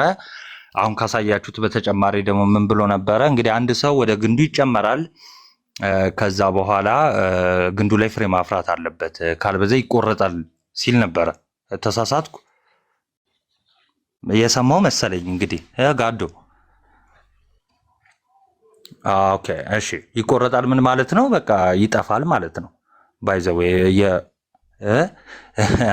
የሮሜ መልእክትን ይሄ ቆንጆ ነው። አሁን ይሄ አያያዛውን በጣም ደስ ይላል። ሮሜ መልእክት ላይ የሚገኝ ነው እና ከ10 ጀምሮ ስታነቡት አለ ሀሳቡ አለ። ኤኒዌይስ ግን አሕዛብም ቢሆኑ አይሁዳውያንም ቢሆኑ በቃ ፍሬ የማያፈሩ ከሆነ በእምነት የማይጸኑ ከሆነ በመልካም ስራ የማይጋደሉ ከሆነ ምን ይላሉ? ይቆረጣሉ ከግንዱ ማለት ነው። እና ለዛ ነው ሐዋርያው ቅዱስ ጳውሎስ በቃ ለአይሁዳውያን ለእስራኤላውያን ያራራላቸው ለእናንተም አይራራላችሁም፣ ግን ደግሞ በቃ ተመልሳችሁ የምትጸኑ ከሆነ ተመለሱ ነው። ይሄ ቆንጆ ሀሳብ ነው። ግን ሙሉ ወንጌል ይህንን ተምሬያለሁ አለ። ሙሉ ወንጌል ይህን አታስተምርም። ለምሳሌ የሙሉ ወንጌል ቪዲዮ መክፈት አለብኝ ማሳየት አለብኝ ወይስ እንደዚሁ እንትን ልበል? ኧረ ጴንጤቆስታል አይደለም ስራ ላይ እንደዚህ አይነት እምነት የላቸው። ትክክል። እንደውም እሺ። እና ሙሉ ወንጌል እንዲህ ነው የምትለው ማለት ነው። የአስተማሪ የመሰረታዊ ክርስትና ትምህርት ያስተማሪው ወይ ደግሞ አስተማሪዎች የሚይዙት መመሪያው መጽሐፋቸው ላይ ምንድን ነው የሚሉት? እርግጠኝነትና ዋስትና የሚለው ወይ ደግሞ አንድ ሰው ከዳነ በኋላ በቃ እርግጠኛ ነው ድህነቱን አያጣም የሚልን አስተምህሮ አላቸው። ለምሳሌ ላንብላችሁ፣ እንዲህ ይላል ይውላችሁ። አንደኛውና ዋነኛው የአዲስ ኪዳን ትምህርት መሰረት የአንድ ሰው ድህነት የሚያገለግለው ለዘላለም እንጂ ኃጢአት እስከሰራ ወይም ስህተት እስከፈጸመ ድረስ ብቻ አለመሆኑ ነው። ማንም ክርስቲያን የዳነው ዳግመኛ ኃጢአት ላለማድረግና በጽድቅ ለመኖር ቢሆንም በዚህ ምድራዊ ተፈጥሮ ፍጹም ሆኖ ባለመሳሳት ኃጢአትን ባለማድረግ መቀጠል የሚችል አይሆንም። ይህም ሲባል አንድ ክርስቲያን በጸጋ የዳነ ከሆነ በኃጢአት የመቀጠል ነፃነት አለው ማለት አይደለም። ግን ክርስቶስ በመስቀል ላይ ሳለ ለኃጢአታችን በመሞት የሰጠን የዘላለም ሕይወት ተመልከቱ። ክርስቶስ በመስቀል ላይ ሳለ ለኃጢአታችን በመሞት የሰጠን የዘላለም ሕይወት እኛ በድካማችን ተሳስተንም ሆነ አውቀን ስንበድል ከኛ የሚወሰድና እኛን ለዘላለም ሞት የሚዳርገን አይደለም። ሙሉ ወንጌል እንዲህ ነው የምታስተምረው። ፕሮቴስታንቶች በነገራችን ላይ እንዲህ ነው፣ ያው ሁሉንም ማለት ብቻ እሺ እንዲህ ነው የሚያስተምሩት። እስካየነው ድረስ እንዲህ ነው የሚያስተምሩት። እንግዲህ ናት ሐሜቱን ተው። እዚህ ያለና ጠይቀን ለምንድን ነው እንደኛ ሆነ የምታወራው? አንተ ተረጋጋ። ቆይ አሰፋ ተረጋጋ። እሺ ናቱ ጨርስ። ኦኬ ቀስ በል። ቆይ አንዴ ግን ላስገባውና ሀሳብ እንዳይበተን ጨርስ። ናቱሻ ያ እንትና ስለመጣ እንትና ቆይ ላስገባው ልሳበው ብዬ ነው። ቅድም ስራ እየሄድኩ ነው፣ ወደ ስራ ልገባ ነው ሲል ስለነበር ኮኔክሽን ተቋርጦበት መስሎኝ እኮ ነው የወጣው። እና እሺ ሰላም ላንተ ይሁን። እወጣለሁ ግን እኔ ሙሉ ወንጌል የተማርኩትን ልንገርህ። እምነት ይቀድማል ነው። ከእምነት የሚገኝ ፍሬ ነው። ስራ ማለት ከእምነት የሚገኝ ፍሬ ነው። ስራ ከመስራታችን በፊት በክርስቶስ ወደ ግንዱ መግባት አለብን። እምነት ይቀድማል ነው፣ ከዛን ስራ። እሺ ይህ መልካም ስራ ፍሬ የማያፈር ኢቭን በትክክል የተማርኩት ማለት ነው። እኔ 92 ጌታን የተቀበልኩትም የተማርኩትም ፍሬ የማያፈራውን ፍሬ ይቆርጠዋል። ግን መጀመሪያ ፍሬ ማፍራት የምንችለው ግን መጀመሪያ ወደ ግንዱ ስንገባ ነው። ወደ ግንዱ ግን የምንገባው ወደ ጽድቁ የምንገባው ስናምን ነው። እምነት ከዛ ስራ እምነትና ስራ በሚል ሳይሆን የምንገባው በእምነት እንጀምራለን ነው። ይሄ ነው ትምህርቱ። ጥሩ እሺ፣ እንደዛ ከሆነ መቆረጥ የሚባለው ደግሞ የዘላለም ህይወትን ልታጣ ትችላለህ ማለት ነው። ድህነትን ልታጣ ትችላለህ ማለት ነው። ፍሬ ማታፈራ ከሆነ አይደለ? ተስፋህን እስከ መጨረሻው ካልተከተልከው እኮ ዕብራውያን 3 ላይ እኮ ይናገራል እኮ። ስለዚህ ተስፋውን ብቻ ሳይሆን አሁን እምነት ምንድነው? ተስፋ ስለምናደርገው ነገር ይላል ዕብራውያን ላይ አይደለ? እሱም ብቻ ሳይሆን ባዶ ተስፋ ሳይሆን እያልኩ ያለሁት ፍሬ ማታፈራም ከሆነ ደግሞ ትቆረጣለህ አይደል? ተስፋውን ማጣት ጭራሽ ሌላም ነገር ነው። ስለ መጽናትም ይናገራል እኮ እዛው ላይ ዕብራውያን 3 ላይ ስለ መጽናትም ይናገራል እኮ። እንዴ ጳውሎስ ዕለት ዕለት እንሞታለን ይላል። ዕለት ዕለት ብቻ ሳይሆን ደግሞ ቀኑን ሙሉ እንገደላለን ማለት እኮ ቀኑን ሙሉ ኃጢአትን እንገላለን ነው አይደል እንዴ? ስለዚህ ይሄ አሁን ሙሉ ስሩ ፕሮሰስ ቫሪፋይ የምታደርገው ነው እንጂ እንትንም አንዴ እሺ ወንድሜ፣ አሁን አጠር ለማድረግ ሙሉ ወንጌል ግን ምን አለች? እንደው ጌታችን መድኃኒታችን ኢየሱስ ክርስቶስ ያው እኔ ስጠራው እንደዛ ስለምጠራ ነው። ክርስቶስ በመስቀል ላይ ስለ ኃጢአታችን ሞቶ የሰጠን የዘላለም ሕይወት የዘላለም ድህነት እንደው እኛ ደክመንም ኃጢአት ሰርተንም እንደው አውቀን ራሱ እየበደልን ብንቀጥል አናጣውም አለች። ይህንን ምን ብላ አስቀመጠች? እርግጠኝነትና ዋስትና ብላ አስቀመጠችው ማለት ነው። ትክክል ናት። ይሄ ባባዚ የግለሰብ አይደለም። ናታን ነው ላሳይ። እኔ አልተማርኩም። ኢቭን አውቀን ለምንሰራው ኃጢአት ምህረት የለንም ተብዬ ነው የተማርኩት እኔ። በእውነት በእግዚአብሔር ፊት ነው የምነግርህ። አውቀን የሚለውን ኦኬ፣ ቆይ አንዴ በቃ ላሳይ። ቆይ ትልቁ ላይ አድርገኝ ናቱ ሜቢ ከታች ያለም ሰው አሁን እኮ ናቱ ኮንሲስተንሲ ያው እዚህ ነገር ላይ ታውቃለህ አይደል? አሁን አንድ ሙሉ ወንጌል ብራንች አንድ ሙሉ ወንጌል ቅርንጫፍ ከአንዱ ወደ አንዱ ስትሄድ እኮ ያው ፓስተሮቹ እኮ የመሰላቸውና ያመኑበትን ነገር ነው የሚያስተምሩት አይደል? ሜቢ እንደዛም ተምሮ ጋደሳ ውሸት ነው እያወራሃለሁ። ከነጋዱ ናውራ ተረጋጋ። ቆይ ታወራለህ። እሺ ስክሪንሻት አድርጉት። እሺ ስንተኛው መስመር መሰለህ? እሺ እዚህ ይነበባል ማለት ሙሉን ከምናነብ ሰዓት ስለሌለ ማለት ነው። ከጥቅሱ ሮሜ 6 ከሚለው ቀጥሎ ይነበባል። ያም ሆኖ ግን የሚለው ነው። ያ ሜቢ የማይነበብለት ከሆነ ላንበብለት። እሺ አንበው እስቲ ጋዲ። ያም ሆኖ ብለህ ያም ሆኖ ግን ክርስቶስ በመስቀል ላይ ሳለ ለኃጢአታችን በመሞት የሰጠን የዘላለም ሕይወት እኛ በድካማችን ተሳስተንም ሆነ አውቀን ስንበድል ከኛ የሚወሰድና እኛን ለዘላለም ሞት የሚዳርገን አይደለም ይላል። ምን ስንበድል ነው የሚለው? አውቀን። አሁን ወንድማችን ያልከው እንደው ምንድነው? አሁን ይሄ ሙሉ ወንጌል ትምህርት ውስጥ የለም። ጎተራ ሙሉ ወንጌል ነው የተማርኩት። ናቱ በፍጹም አልተማርኩም። ናቱ እንዲህ እናድርግ። ናቱ አሁን ወንድማችን የያዘው ትምህርት ምንም እውነት ለማውራት ከዚህም በኋላ እየመጣ ከኛ ጋር ብዙ ነገሮች ላይ ቢማማር ጥሩ ነው። ለምን እምነትና ስራ የሚለው ትምህርት ላይ ቀደም የተነገሩ ትምህርት አሰፋ አንዴ አንዴ የሚታርገው ይቅርታ፣ አሰፋ እንኳን ደህና መጣ። ናቱ የቃሉት ያሰማል ብሮስኪ ይቅርታ። እግዚአብሔር ይመስገን። ጋደሳ ጥያቄ ነበረኝ። መጀመሪያ አንድ ጥያቄ ልጠይቅህ እና ከዛን ቀጥል። ቆይ ከየት ዲኖሚኔሽን ነህ? እኔ ወንጌል አማኝ ነኝ። በክርስቶስ አምኜ የዳንኩ ነኝ። እሱን የት ነው አምልኮ የምፈጽመው? ያው የትም ደግሞ ፔንቴኮስታል ቸርች እገባለሁ የትም።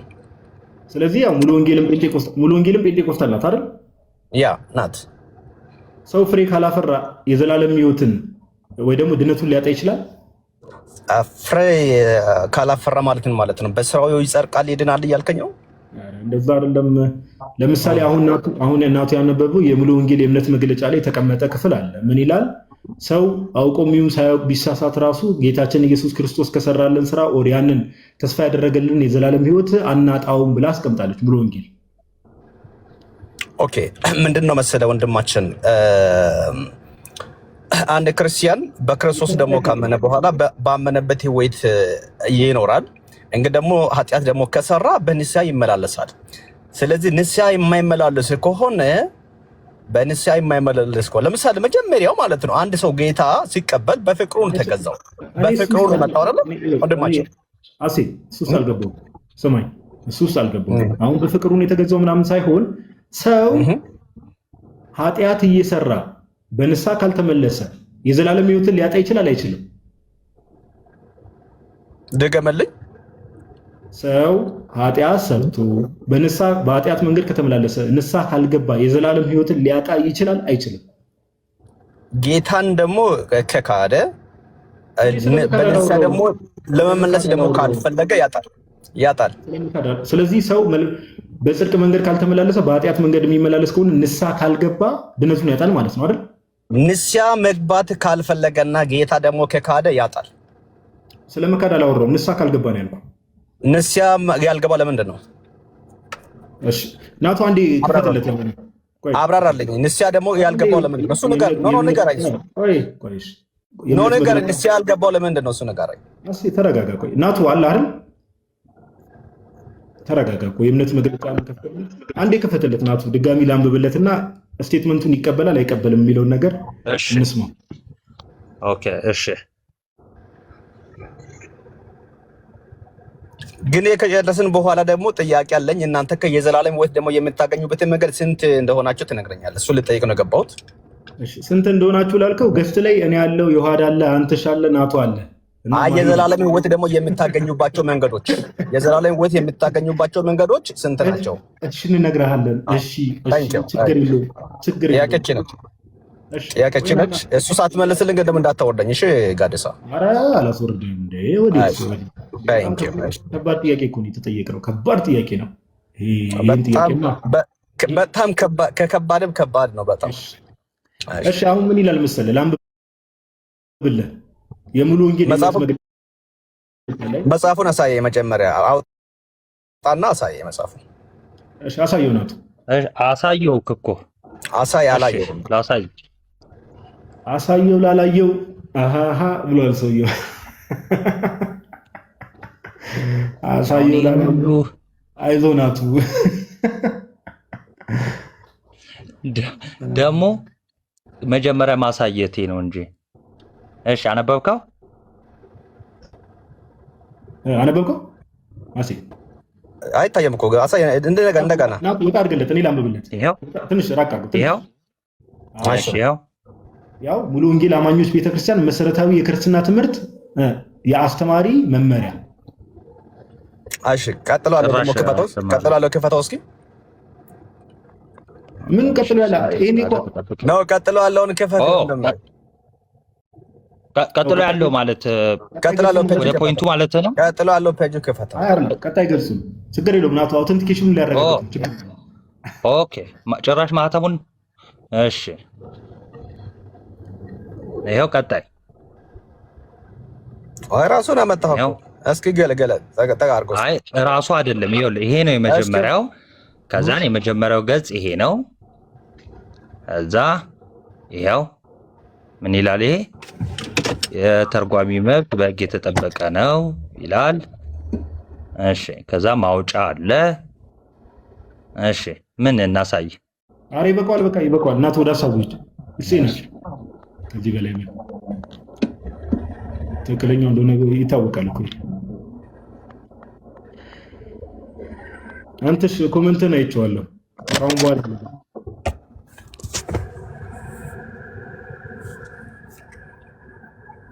እሺ እናቱ እንግዲህ ዛሬ የእጅ ስፖርት ነው የሰራው ወዳጅ አይዞህ። እሺ ሮሜ 6 ላይ ምን ይላል? አሰፋ እየሰማ ከሆነ እስቲ አሁን አሪፍ ነው። አሁን አሪፍ ነው። አሰፋ በደንብ አዳምጥ። ያም ሆኖ ግን አሁን የምናገረው ስቴትመንት ትክክል ነው ወይስ አይደለም የሚለውን ኮንፊርም ታደርግልኛለህ። በደንብ አዳምጥ። ያም ሆኖ ግን ክርስቶስ በመስቀል ላይ ሳለ አንዴ ቆይ አሰፋ ሚዩት አድርገህ ስማ። መኪና እየነዳ ይሁን አላውቅም፣ ድምጽ ይረብሻል። ያም ሆኖ ግን ክርስቶስ በመስቀል ላይ ሳለ ለኃጢአታችን በመሞት የሰጠን የዘላለም ሕይወት እኛ በድካማችን ተሳስተንም ሆነ አውቀን ስንበድል ከኛ የሚወሰድና እኛን ለዘላለም ሞት የሚዳርገን አይደለም ይላል። ይህ ስቴትመንት ትክክለኛ ነው አይደለም? ኦኬ ትክክለኛ ነው በጣም ስለዚህ አንተም ሙሉ ወንጌል ኤርሚ አለ አይደል? ኖ ከነ ጋር ጨርስ እንጂ አራ ከነ ጋር ጨርስ ከነ ጋር ጨርስ ጋዴሳ እኔ አንተን አላምንም። ተቀምሰራ ከሆነ እንወርዳለን። ቆይ የምን መውረድ ነው? አንዴ ሚውት አድርግ። እኔ አንተን አላምንም። አንተ ቅርብ ጊዜ እኮ ነው ወንድማችን ኤርሚ እኮ አለ ገስት ላይ ከ1992 ጀምሮ ሙሉ ወንጌል ፕሮቴስታንት የነበረ ኤርሚ አለ። ማይከን አብራ እኔ ከአንተ ጋር ምን አጨቃጨቀኝ? ልታዝ ችግር የለውም ችግር የለውም። ኤርሚ እሱ ሙሉ ወንጌል ነኝ ብሎ እየተናገረ ነው። እስቲ አውራው። ማን ነው? አሰፋ በስርዓት አውራው። ኤርሚ ምንድን ነው ያለ አሁን እኔ የተማርኩትን የሙሉ ወንጌልን አቋም ነግሬያለሁ። የእግዚአብሔር ከእግዚአብሔር ጋር በአዳም ጊዜ የተቋረጠውን ህብረት ወይ የሞታል የተባለው ማንነት የጀመርነው በክርስቶስ በእምነት ነው። ከዛ በኋላ በእምነት ፍሬ ነው የምንቀጥለው። ይሄን የተማርነው እዛ ጋር ብሬክ ያደረገውን እዚህ ጋር በእምነት ቀጥለነዋል። ከዛን በፍሬ ትቀጥላለህ። ኤርሚ ቅድም እኮ የአንተን እምነት ተናግረሃል። አሁን አንድ ያዳምጠኝና አንተ ሙሉ ወንጌል ነው የተማርከው ከበፊትም ጀምሮ ከ92 ጀምሮ ነው። በ92 ነው እንግዲህ ጌታን ተቀብያለሁ ብለህ የተናገርከው። አሁን እሱም እንግዲህ ፔንቴኮስታል ነው የሚለው። ያው ሙሉ ወንጌል ፔንቴኮስታል ናት እንደምታውቀው። እና አሁን አንተ ሰው ኦኬ ኃጢአት ሰርቶ በንስሐ ካልተመለሰ ምን ካላለ ወይ ደግሞ መልካም ፍሬ እያፈራ የማይኖሩ ከሆነ በጽድቅ የማይመላለስ ከሆነ ቀደም አንተም እንዳልከው ዮሐንስ ወንጌል ምዕራፍ 15 ደም ጠቅሰህ የዘላለም ሕይወትን ያጣል። ፍሬ ማፍራት አለበት፣ ከዛ በጽድቅ መመላለስ አለበት ሰው ካመነ በኋላ ብለህ ተናግራል። አሰፋ ግን ምን እያለን ነው? አሰፋ ፔንቴኮስታል ነኝ ብሏል። እሱ ግን እሱ ደግሞ አያጣም እያለ ነው። በጽድቅ መመላለስ ማለት ፍጹም ሆኖ መመላለስ አይደለም። ማናችሁን ትደክማለህ፣ በንስሐ ትመለሳለህ። ኢቭን ሮሜ 3 ላይ እኮ መታገሱ ለንስሐ ነው ይላል። ኤርሚ አዳምጠኝ እባክህ። የማወራውን ነገር ብትሰማኝ ደስ ይለኛል። በጣም ከታላቅ ይቅርታ ጋር አሁን አንተ ቅድም እምነትህን ሰምቻለሁ። ያንተን እምነት ድጋሚ እምነትህን እንድታብራራ አይደለም። ኦኬ ገፍት ላይ ያለው እንዲሁ ወደደኝ የሚለው ዩዘር ኔም እሱም ጴንጤ ነኝ ሙሉ ወንጌል ያው እንግዲህ ጴንጤኮስታል ነኝ ካለ ሙሉ ወንጌል እዚህ ውስጥ ነው። ኦኬ ሙሉ ወንጌል ጴንጤኮስታሉ ስለምትመደብ ሁለታችሁ ጴንጤኮስታል ናችሁ። አንተ ድነት አይታጣም ትላለህ፣ እሱ ደግሞ አንተ ድነት ይታጣል ትላለህ፣ እሱ ደግሞ ድነት አይታጣም ብሎ ነው የሚያምነው። ማናችሁን እንመን? የኔ ጥያቄ። አይ እንደዛ ብሎ አያምንም። ኃጢአት እየሰሩ ይጸደቃል ብሎ አይናገር። እስቲ ማይክ ኦን ያርግና ያውራኝ። አይልም፣ እንደዛ አይልም። በጣም እነሱ ሁላችሁ ሚት ያርጉና እኛ ሁለታችን እናውራ አሁን። እሺ ችግር የለውም። እስቲ አስፋው ጋዴሳ ሚት አርግና ለኛ ስተን መድረኩ ነው። አቺ ወንድማችን ሰው በራሱ ስራ ሰርቶ የእግዚአብሔር መንግስት ያገኛል ብለህ ታምናለህ? በሰው እንደሚጸደቅ ታምናለህ? እኔ አሁን የተማርኩትን ልንገር አንድ ነገር ልንገር። አሁን ጋዴሳ እምነት ፕላስ ስራ ብሎ ነው የሚያምነው። እኔን ተውኝ ወዳጅ። አንድ ቆይ ድል ሰጥተህን ደግሞ ጠልቀህ እንዳጋባ አሰፋ እንኳን እንደዚህ አይነቱን ነገር አይደለም። ጋዲሳ ሚት አስደርገህባ ስለ ጋዲሳ አታወራ። ጋዲ ሚት አርግልኝ አንዴ ሚት አርግልኝና በእኛ መግባባት ውስጥ እናንተ የምትማሩት ነገር ይኖራል። አንዴ ቆይ አሰፋ እንኳን ይሄን አይደለም የእርጎ ዝንብ ወዳጅ ምንድነው የዝንብ ጠንጋራ እንለያለን ብሏል አንድ ወንድማችን። እና አሁን እንደው ዝም ብሎ መሀል ላይ ልክ እኔን ሜንሽን የምታደርገኝ ከሆነ እኔ ማይካበራለሁ። አሁን ምን አልከኝ? ይሄው ያለ ኤርሚ ብለህ ትጠራዋለህ። ከሱ ጋር ተወያይ፣ እኔን ተወይ። ኦኬ ለምን እሱ ከአንተ የተለየ እዚህ ነገር ላይ እምነት ስላለው ከሱ ጋር ተወያይ። አሁን እኔን የምጠራኝ ከሆነ ቀጣይም ደግሞ ማይኬን አበራለሁ። አየህ፣ ቀጥል። እሺ እስቲ አሰፋ ያለህን ነገር ንገረኝ፣ ችግር የለውም። እሺ እኔ ያለው ነገር ምንድነው መሰለህ፣ መጽሐፍ ቅዱስ ደግሞ የሚያስተምረው ነገር ቃሉ እንደምናገር በእርሱ የሚያምን የዘላለም ሕይወት እንዲኖረው እንጂ እንዳይጠፋ እግዚአብሔር አንዱ ልጁን እስኪልክ ድረስ ዓለሙን እንዲወደዋልና ይላል። እግዚአብሔር መጀመሪያ ሰው ልጆችን ደግሞ እንዲሁ ነው የወደደው። ያ ደግሞ የተወደዱ ሰዎች ክርስቶስን ደግሞ በማመን ብቻ የዘላለም ሕይወት ያገኛሉ። የዘላለም ሕይወት ደግሞ ካገኙ በኋላ ላገኙት ሕይወት ይመላለሳሉ። በስራቸው ደግሞ እንጸድቃለን ብለው ሳይሆን በዳኑበት አንደኛ ኤፌሶን 2:11 ላይ እንደምናገር እኛ ፍጥረቱንና እግዚአብሔር አስቀድሞ ያዘጋጀውን መልካሙን ስራ ለማድረግ በክርስቶስ ኢየሱስ ተፈጥረናል ይላል። ስለዚህ በተፈጠሩበት ዓላማ እየሰሩ ነው። ለምሳሌ አንድ ዶክተርነቱ ደግሞ ተምሮ ከጨረሰ በኋላ ስራው ስለሆነ ይሰራል። እኛም ደግሞ ክርስቲያን ደግሞ ከሆንን በኋላ ዳግመኛ ከክርስቶስ ከተወለድን በኋላ እንሰራለን። ያ የምንሰራው ደግሞ እንጸድቃለን እያልን ሳይሆን ስለጸደቅን በክርስቶስ አምነን ደግሞ ስለዳንን የዘላለም ሕይወት ደግሞ ስላለን እንሰራለን ማለት ነው። በስራችን እንድናለን እያልን ሳይሆን ስለዳንን እንሰራለን። ከዚህ ውጭ የተለየ ሐሳብ አለክ? ከእምነት የሚሰራ ከእምነት የሚገኝን ፍሬ እናፈራለን። የእምነት ፍሬ እናንጸባርቃለን። ኃጢአትን እየሰራን እንጸድቃለን ብለሃል አንተ? ብዬ አላቅም። ኃጢአት ደግሞ ምንድነው መሰለ ወንድማችን፣ አማኝ እምነት የሚገኝ ፍሬ አለ። በቃ ዛት ዜት ይሄን ተማረውኒ አሰፋ ቆይ አንዴ ሚውት አድርግና ቅድም ናቱ የእምነት መግለጫውን አውጥቶ ቅድም ስናነብ የነበረውን ትዝ ይላል አይደለ? ኃጢአት ብንሰራ በማወቅም ሆነ ባለማወቅ ኃጢአታችንን ብንሰራ ራሱ ያንን የዘላለም ሕይወት አናጣም ይላል ጽሁፍ። አሁን ጽሁፉ እኔ ከየትም ጠየምታ አላውቅም፣ ግን እውነት ለመናገር እኔ አልተማርኩም እንደዚህ ትምህርት። ቆይ አይደለም ጽሁፉ ይላል አይደለም ይላል። ወንድማችን አሰፋ ምን አለ? ጽሁፉን ስናነብለት ትክክለኛ እምነቴ ነው ብሏል እኮ። እሱ ስክሪን ላይ ባለ ነገር አንወስነው። ስክሪን ላይ ባለ ነገር አትወስነው። ግን ምን እንደሆነ ታውቃለህ? አጭር ነገሮች አሁን ለምሳሌ ኤርሚ አንዴ ይኸው ችግር የለውም እንትን ልበላችሁ። ሰው አሰፋም እኮ አለህ እኮ ኃጢአት እየሰራው እጸድቃለሁ አላለህም አይደለም? ቆይ አንዴ ስማኝ። እሱማ ብሎ ነበር፣ ችግር የለውም ሀሳቡን ስለቀየረ። አንዴ ስማኝ። ሰው መልካም ፍሬ ካላፈራ ይቆረጣል አይቆረጥም? ኤርሚ ይቆረጣል እንዴ? ቃሉ እኮ ነው እንዴ ተናገረ እኮ ቃሉ። ጎበዝ አሰፋ ማይከን አብራ።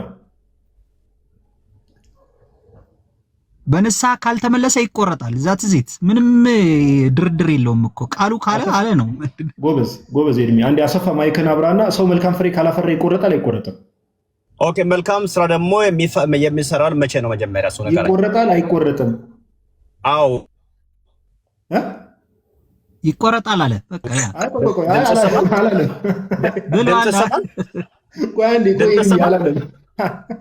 አሰፋ አሁን ይሰማል። ሰው መልካም ፍሬ ካላፈራ ይቆረጣል አይቆረጥም?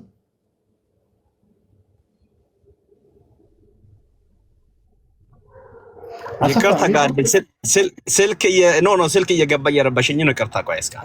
ኧረ ስልክ ምንም አልገባብም። ኔትወርክ ሰላም ነው። አሰፋ በእናትህ ተመለስ።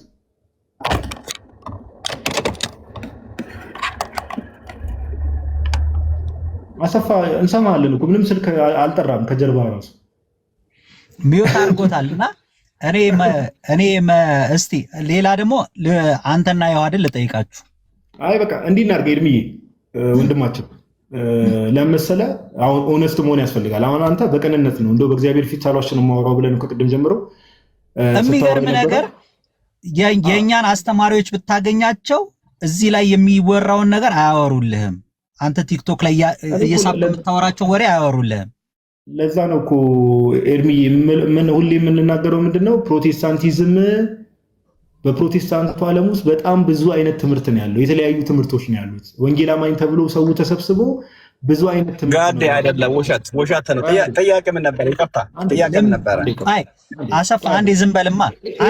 አንዴ ቆይ ጋድ ይኸውልህ ጥያቄውን ይመልስ፣ ያለበለዚያ አሰፋ እንዳያወራ። አንዴ ኤርሚያስ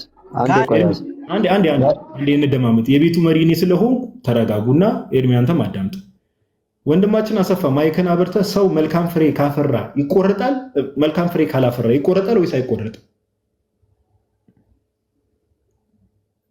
አሰፋ ሰምቻለሁ። እሺ መልካም ስራ ደግሞ ካላፈራ ይቆረጣል ወይስ አይቆረጥም ብለኛል።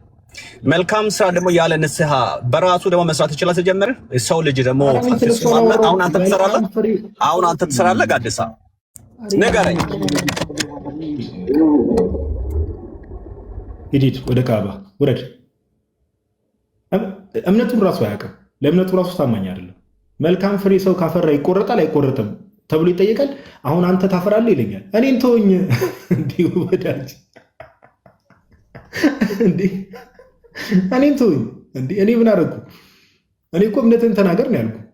ሰው እምነቱን ሲጠየቅ እንዴት ነው አንተ ትሰራለህ አሰራም ብሎ የሚጠይቅ